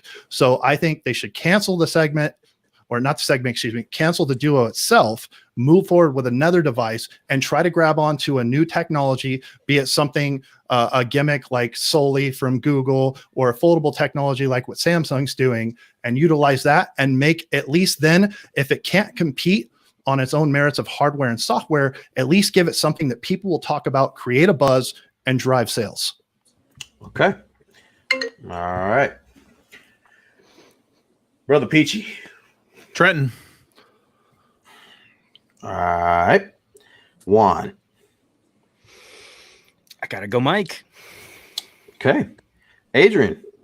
Trenton. Okay. All right. So let's go with the next question of the evening, which is, now this one, this is a very, I'm going to go ahead and put this out there because I see some people in the chat are, you know, they're getting a little about the question. So I'm going to make sure this one is understood. It's a subjective question. Should fingerprint sensors be on the front or the back of smartphones? This is should fingerprint sensors. Hello? We lose them again. Uh-oh. Let me see if I can step up. Should fingerprint sensors be on the front or the back of smartphones? I'm getting trolled so hard tonight. StreamYard's trolling. I don't know if it's StreamYard or Xfinity, but somebody's gonna get it from me tomorrow. Somebody's customer service is gonna get it. All right. But that's the question, guys. So should fingerprint sensors be on the front or the back of smartphones? Understand this is one of those questions that there's not really any context needed. It's just how you argue it. So, Trent, as the winner of that last round, do you want to go first or do you want to defer? I will defer. Okay. Mike, what side will you choose for this one? I'm going to take the back. Gotcha. All right. So, with that said, sir, you've got 1 minute and 30 seconds. Are you ready? I'm prepared. Let's do it. Okay. So, fingerprint sensors, we have a choice to make here, front or back. I believe they should be on the back. The reason being, it's the most anatomically correct position to hold the cell phone. As you reach into your pocket to pull it out, your finger easily finds the position with the pointer finger in the middle of the back of the phone. This is the most obvious and easily used. A child natively would reach into their pocket and know where their fingerprint sensor could be found. At the same time, when you pull the phone out, what do we do when we use the phone? We either want to unlock it to take a picture, we want to unlock it to use a payment system, something of that nature. Therefore, if I'm using an NFC or MST payment and I am at a point of sale system, I want to keep everything off the front of that screen so I can make sure I confirm my banking information and the transaction taking place. When I'm taking a photograph and I want to unlock my phone, I want to see the complete screen unobscured by any methods or means and see the entire expanse of what I'm taking a photograph for. And then finally, embedded fingerprint sensors in the front have shown to be problematic. In addition to being a delay of their response time, they oftentimes don't work at all. And only certain OEMs seem to have access to perfect this technology. We've seen very low entry cost phones still be able to successfully utilize a rear fingerprint sensor, while only the strongest flagships seem to provide the front end sensor as a gimmick or a cool feature to sell their high-end phones. I'm done. All right. Trent, you ready? Yep. All right. So you know you're arguing the front. Yes. All right. Go. I argue that the fingerprint reader should be on the front of the phone. Now, the reason being this is that the technology for in-display fingerprint readers is actually getting better. They get better every single year. They find a different way to optimize the software to make these things better and more reliable. The other issue is I don't want to pick my phone up if it's laying on a table. I just want to put my thumb down and unlock the phone. And to be honest, if I'm going to go ahead and pull my phone out of the pocket, there are plenty of times and there are some situations where I don't want to reach into my pocket and have the fingerprint reader be there on the back because it's going to read my finger and it's going to unlock the phone. I could be getting pulled over by a cop.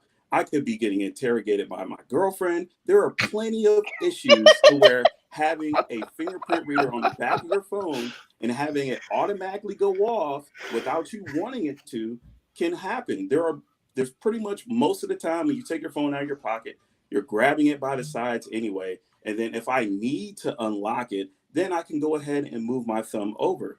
Since we're bringing that up about the size of these phones, most people don't have large hands. So sometimes it may be hard for someone that does not have the dexterity to reach all the way up to the back of the phone and all of these different places where fingerprint readers could be. I could just put my thumb at the bottom of the phone where it's most commonly going to be for every single phone made after that. So that's my argument. All right. That argument sounded like it came from personal experience, but we're going to leave that alone. Basically, how to not get caught up argument.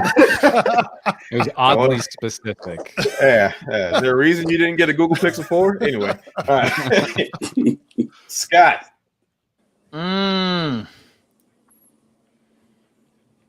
Swear to God. Just go with your heart, Scott. Man, both sides are so good.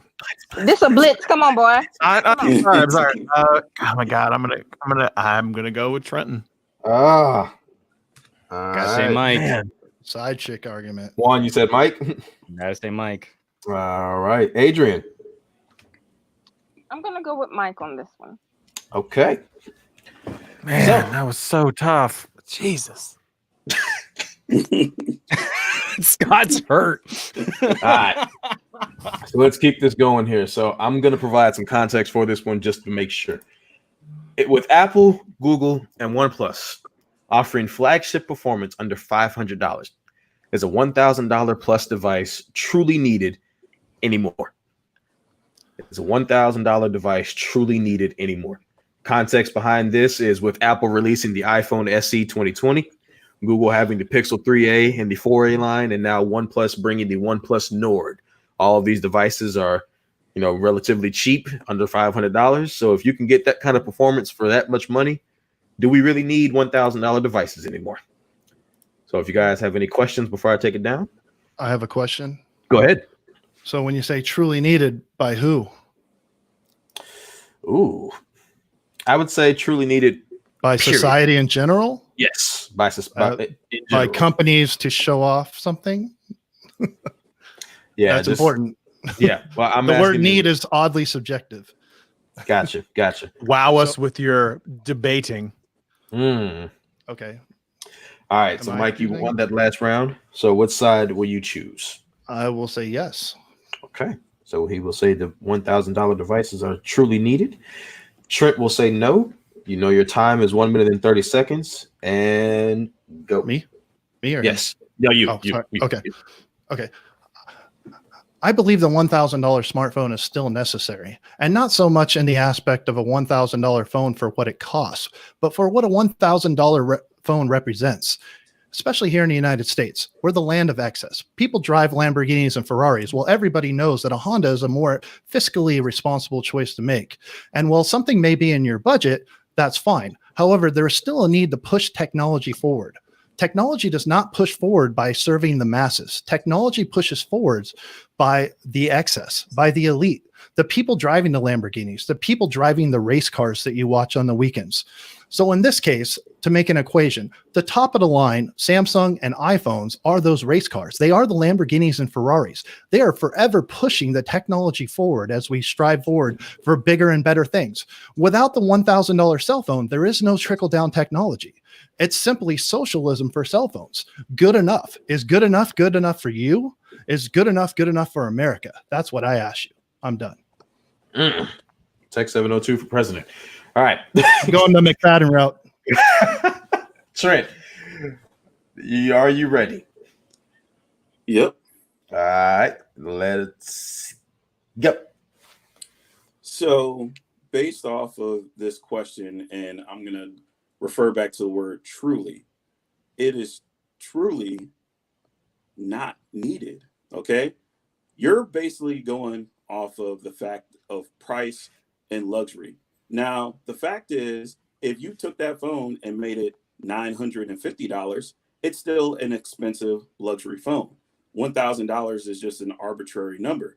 Also, the fact that Apple sells all of these smaller devices to the regular consumer, that's where they make their money in.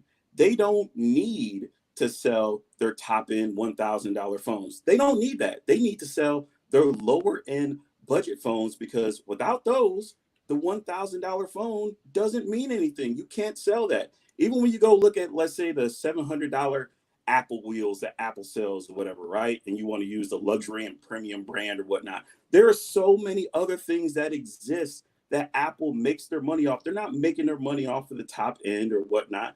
And I've seen plenty of people who are in positions of influence and money use an iPhone 7 or iPhone 8. I think Dwayne Wade still uses an iPhone 8 Plus, and he's definitely in the luxury class of driving Ferraris and all that other stuff. And he uses an iPhone 8. Even my boss, who makes way more money than I do, uses.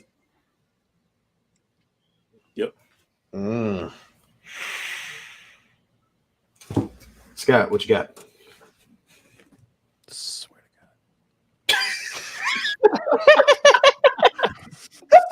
This is my favorite part of the debate. This is more enjoyable. Can we just get a stream of Scott scratching his I need beard? this on loop. If someone's got to GIF this, if you've got a note or a V60, if you could just screen grab this right now, I'd really appreciate it. Sell ads for like lorazepam. I do. I need a Xanax. I'm actually going to go with Mike on this one. All right. Going with Mr. Mike. Mr. Juan, who you got? Got to go, Mike. Okay. Adrian, who do you have?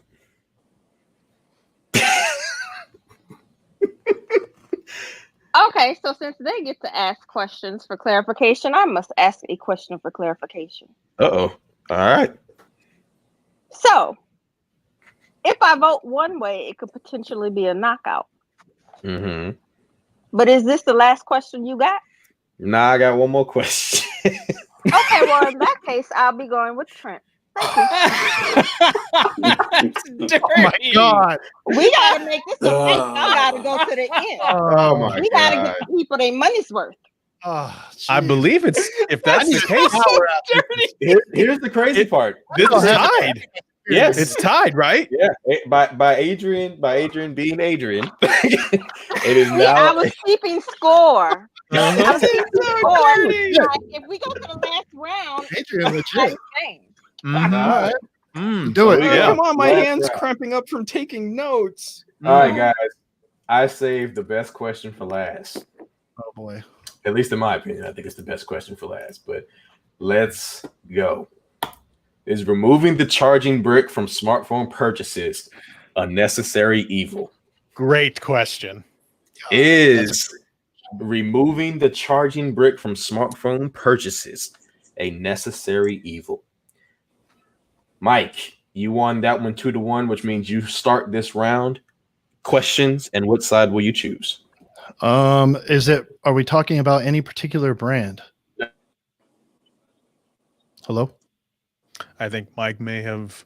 Are we okay, saying so we're in gonna general? need y'all, Just I'm give gonna him a need sec. everyone in He'll the chat refresh. to he'll super come chat, because we need to get Mike some money so that he can pay his bills.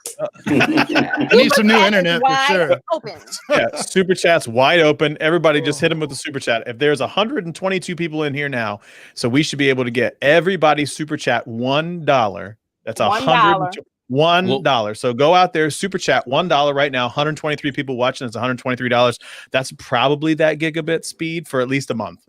Or at least just get him some Google Fi for a month. You know, Yeah, just something. Hook it up on a phone or something. Let's get that $1 going. Look, I'll even start it. I'm going to do this myself. Oh, there's a There you go, $5 Jeff. super I see you, chat from Jeff. El Jefe. I'm gonna do the same thing myself. I'm gonna super chat Mike, 5 right here. We go. I'll wait till after I'm done a super chat because it might look bad to pay before. I'm a. You can put me down on the another book. Though. $5. There's another $5. I see. I'm trying to get this train going. I'm gonna. Watch DJs. I'm gonna be doing a lot of For those Scott of at us the old end enough. of this. I'm gonna be doing a Scott at the end of this. All right. So, Mike, to answer your question, I'm talking about all OEMs. Okay, in general. Yes. So can I see it one more time visually? Because I'm not only kinesthetic, I'm visual. Okay. Keep those super super chats coming in. Let's go. Let's go. Let's Removing go. the charging brick. Dollar bills, y'all. I'm gonna say no. All right. So you said no. You have 1 minute and 30 seconds. This is for all the marbles. Are you ready, sir? I'm ready. All right. Let us do it. Ready? Yep, go. I'm of the opinion that removing the smart brick is not a necessary evil. In fact, I will take it a step further and say that it's irresponsible. When a product is made by a manufacturer, they design every aspect. It usually involves patents. That comes down to design, integration, operation, functionality, and power supply. By providing and designing that power supply from the beginning, they are articulating with specific reasoning exactly the power needed for that device. Do I need to give an example, note 7, of what happens when a device is improperly charged or powered? Also, you may find many third-party chargers from overseas being utilized with even newer phones, degrading battery, causing overheating, bloating batteries, stuff of that nature. So when you remove the charger, you're putting it on the consumer to be essentially an electrical engineer and determining not only their needs, desires, but understanding the consequences of choosing improperly. And choosing improperly charging can lead to catastrophic results, which is completely irresponsible. So I think removing the charger is irresponsible, a bad move. And while I understand the financial aspect of it, completely negated by safety and personal health gains by providing it in the box. I'm done. Okay. All right, Trent. This is for all the marbles. Are you ready? Yep. And let's go. So, yes, it is a necessary evil that absolutely needs to happen. The simple fact that we ship millions and millions of phones every single year.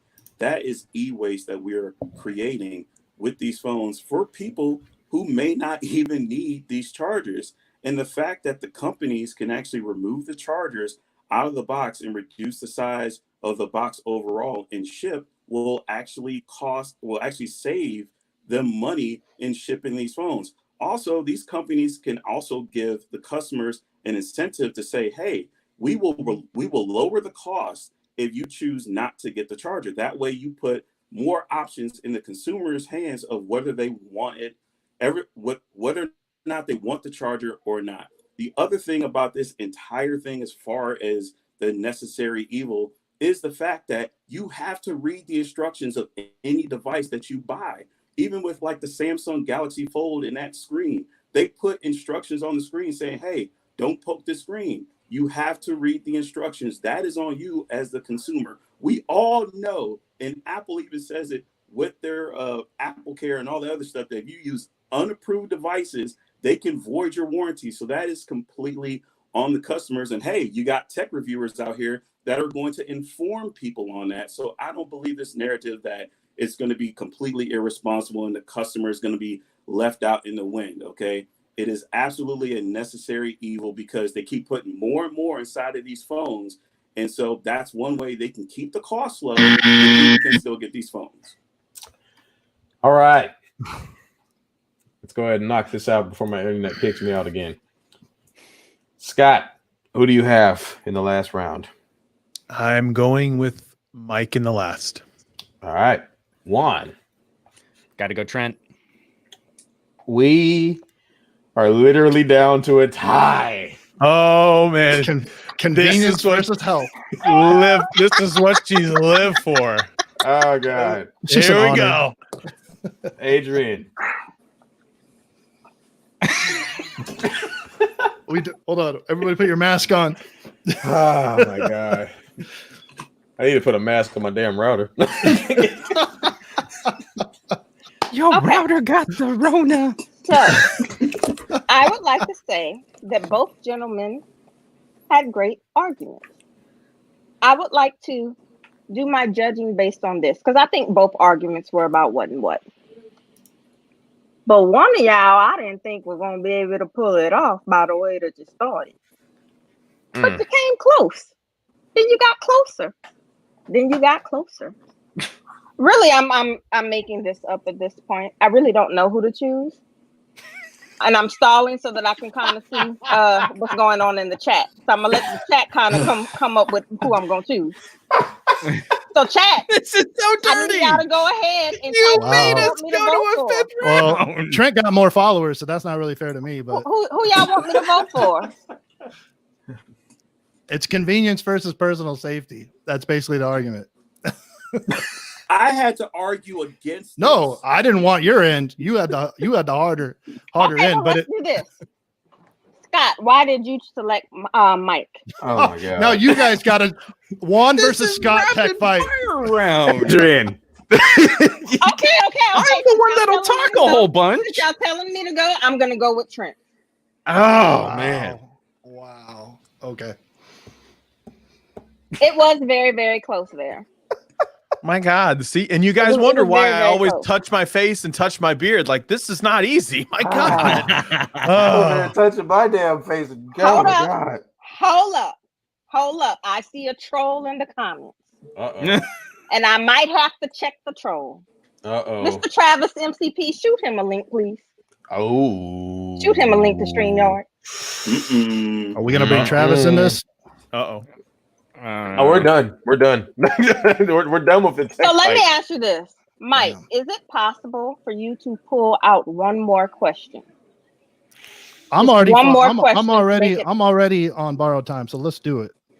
Mike, I gave you a question that you said you were going to say for next week. There it is. All right. I'll even ask it if you want me to. The fact that know I'm what? even here for a couple of rounds with Trenton. Well, This I'm is drinking some beers. It's pretty unprecedented. much a dope Saturday night. We're in uncharted territory. Scott, take it away. All right, gentlemen, this is the question. I hit Mike with this one a little bit later. There was a question on the last Battle Royale. It was which one was the kind of the bigger revolutionary or inventor, I guess you could say, was Gates or Jobs.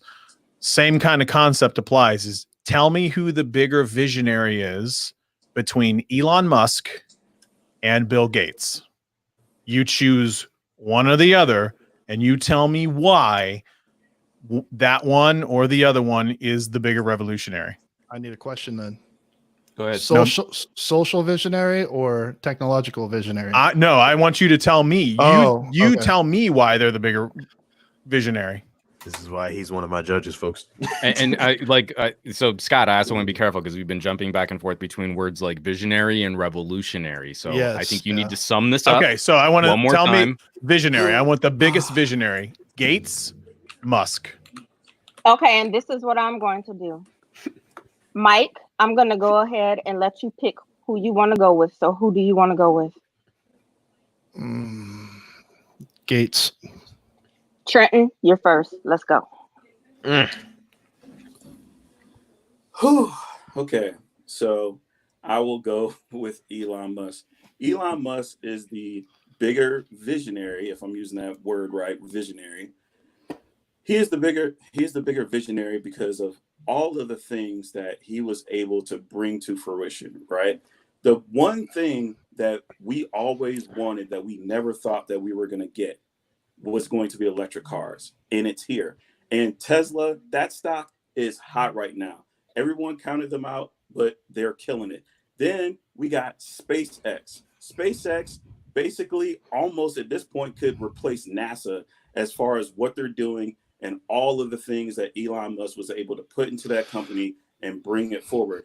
And the talks of even going to another planet and colonizing that planet, as far as us living on that planet, is a bigger vision than just the fact of using computers and the internet. I'll leave it at that. Okay, you're leaving about 30 seconds on. Yep. Okay. All right, Mike, are you ready? I believe so. Let me know. All right, let's go. Bill Gates was a larger visionary than Elon Musk. There's a difference between being a visionary and a dreamer. Elon Musk is largely a dreamer. He thinks of ideas and hires people that use principles and tactics and computer ingenuity that was actually created by Bill Gates. Bill Gates in the early 80s had the vision to set a software company into motion that is now used by the Department of Defense and most of the operating systems around the world. In addition, Bill Gates sought to bring new hardware to market that Steve Jobs even copied. In fact, the iPad that I had mentioned in an earlier question was off of a result of Microsoft moving forward with other companies, and Steve Jobs went and got with Gates to help to segue into developing stuff for Apple. In addition, let's fast forward to 2020, a pandemic. What is Elon Musk doing? He's dreaming of going to the moon. He's sending rockets to space. However, Bill Gates is fighting a pandemic right now with viral research. He's laying patents. Nobody has been more between the two with philanthropy. The Bill and Melinda Gates Foundation is responsible for millions of people being alive today. Elon Musk, with all the vision in the world, has not accomplished anything. He is just a dreamer in comparison. Done. All right. Scott, this was your question, so you take the lead. Oh boy. I'm actually going to go Trenton, and I'll say why afterwards. Okay. Juan, who do you have for this last one? Was really close, just by a hair, because he doesn't have any. Well, actually, neither of them do. But I got a little have to go Trent. Little scrub. All right. Adrian, who do you have? You got knocked the fuck out, man. I used to watch that when I ditched high school. We're in this position because on question 4, you forced around 5. I'm going with Trent. At least it's unanimous. Mike, it was. I felt you defined your argument too much by Gates' competitors, rather than focusing on. I mean, like, you almost had me back with the Bill and Melinda Gates Foundation and the philanthropy, and then you ended it with talking about one of Gates' competitors, and that was just that little bit, literally like that last sentence that kind of pushed me. Yeah, back. my whole argument was he's such a visionary, others copy him, where no one copies Elon. That was my whole gist. I will say and I was with you, but your closing statement should have been exactly what you just said. Not, and other people are not as good, if that makes sense. I got you. Miss Adrian, you go first. I would definitely like to see Mike Tech 702 in a main stage tech fight. I think he got it, and I think that he could be the person to beat. Marathon performance. He got it. You're like on point this whole night. And Thank you guys. Appreciate that. The First fact timer. the fact that you don't have more subs is shocking. Unbelievable. So if you're watching this right now, please go subscribe to both channels. But yeah, Mike, My production value sucks. I just know stuff. As long as your audio's fine, I don't care. I mean, if it sounds like what you sound like right now, you're good. I don't care. All right, Trent and Marshall, Tech Rant. You came in. You were able to win. I'm just gonna go ahead and put it out there. We wouldn't be here if it wasn't for Adrian, but we are here and we had a lot of fun tonight. So Trent will be taking home the first place prize. Now, here's the thing. LB, if you're in the chat, please say exactly what they won, because LB has gone from $1 per person on Tuesday to AirPods Pro is the minimum to now I don't know what they're winning anymore. I'm voting for a torso-sized bag of snake bite popcorn. It's Chuck E. Cheese tickets. That's what I'm I'm voting advocating. for the Sony camera. He got to come up off the Sony camera. Because I want him to come up off that Sony camera If so people bad. can't handle snake bite, I really don't want to hear from them. I It's think he needs to delicious. come off. I think it and needs to it's come off the of the best. camera. Vite wants me to say why I chose Trenton, and mine was when you called Elon a dreamer and then made the comment that he'd sent stuff to space and hadn't done much, something along those lines. I don't know if that's actually verbatim what you said. Is like dreamers don't just randomly unable to send stuff to space. Like some of the things that Musk was able to accomplish, it was he's a dreamer, but hang on a minute, he still sent stuff to space. I should have ended with what I started with, which is he was his accomplishments were based on Bill Gates' work. If I had ended with that, exactly. Go ahead and If you would have acknowledge. ended with that, I'd have gave you my vote. When you're going from the dome, you know how this is. It's Totally. Absolutely. It's not easy to just come up. But like, Mike, I gotta say, I mean, you have been so composed. Like, like you got a couple comments in here. Like, man, it feels like Mike's reading from a script. You know, like, again, I cannot applaud you enough. Debate. I appreciate you guys having me on. I really respect all of you, so I appreciate And I it. feel kind of Your bad opportunity. because my petty ass forced that 5th round. I'm so sorry. I'm so sorry. And we lost Mike again. I'm so LB just I forgot we could. No. I forgot we could have 10 people now. I forgot. I put myself out to let LB back in, and then I was like, wait, I paid for 10 people. But no, like straight up, I literally was gonna argue Bill Gates first. All my decisions for that round were like, how can I put Trent in a circle, like in a corner, you know? I'm like, I wasn't even thinking about what I was going to say. Just don't let him have the softball. That's all I thought. Some of those I was just like, oh my God. He's good. I'm gonna sound like such a hypocrite. So LB, what exactly did Mike win, and what exactly did Trent win? I'm going to explain this because my Explain it quick. We've been here for 2 hours. No, I'm going to take my time. I'm sponsored. People trying to drink. Whoa. Okay, I'm gonna go on mute. So this means, okay, the minimum was a pair of AirPod Pros. That was the minimum because that's what was being offered in the last fight. Now, the statement of the camera was if you can get that many people in the chat. It's not worth it to me with 130 people in the chat. So what everybody has to do on these fights from here on out is tweet, retweet, and get a crowd there. Because look, I'm a business person. And the reason I do this is to support the community, but I don't just give away money just to be giving away money. So, next fight, if it grows to the point where there's enough people to justify the cost, the top prize will rise. That's how we play this game. All right, Mike, you understand? Got it? Get it? Got it? Good. You're going to need an email. I mean, but so what was that tweet about the $1 per head? I told him to make it worth the camera, it would be the equivalent of $800. How much does that camera cost? $800. So therefore, if I have 800 people, I value it at $1 per person. It's easy math. I think what we're gonna do, folks, is we're gonna have LB say specifically what Trent won, Mike won, and then we were gonna go ahead and go. Trent, you will see your popcorn, the 60 bags that has been consistent. That's hefty. And you will receive AirPod Pros, unless you don't want them and you want something comparable in price. We'll do it that way. How's that? Okay. That's cool with me. Okay. Now he wants 200 bags of popcorn. and Mike, you will get your 30 sample bags. So 60 sample bags, 30 sample bags. Appreciate you. All right. Well, with that said, I'm going to thank everybody who came through tonight, all of the creators that were here. I appreciate each and every single one of you for jumping in. To my judges, Mr. Scott Peachy, although you always go through it, I thank you for being here, as always. Juan, thank you for jumping in for the first time. I'm glad. I hope to have you come back. I'm definitely down.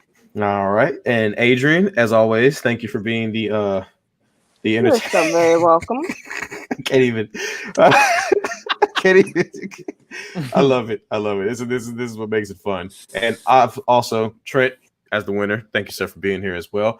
But Mike Tech 702, I think I speak for everybody when I say that the MVP of the night goes to you because you just Mike. When you're ready for a one-on-one tech fight, you name your opponent and we'll put it together. Boot Scott Peachy out of here. Boot him. Huh? Did you just play a sound effect? No, I don't think anybody played a sound effect. I mean, TJ ran past and yelled. Yeah, TJ.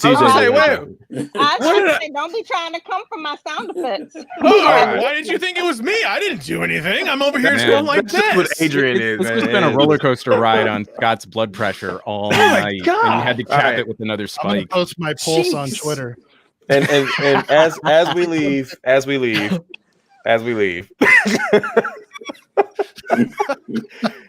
I thank everybody for being here this evening. We will see you all next Saturday for another Saturday Night Tech Fight. Everyone enjoy your evening. We'll see you next weekend. Bam.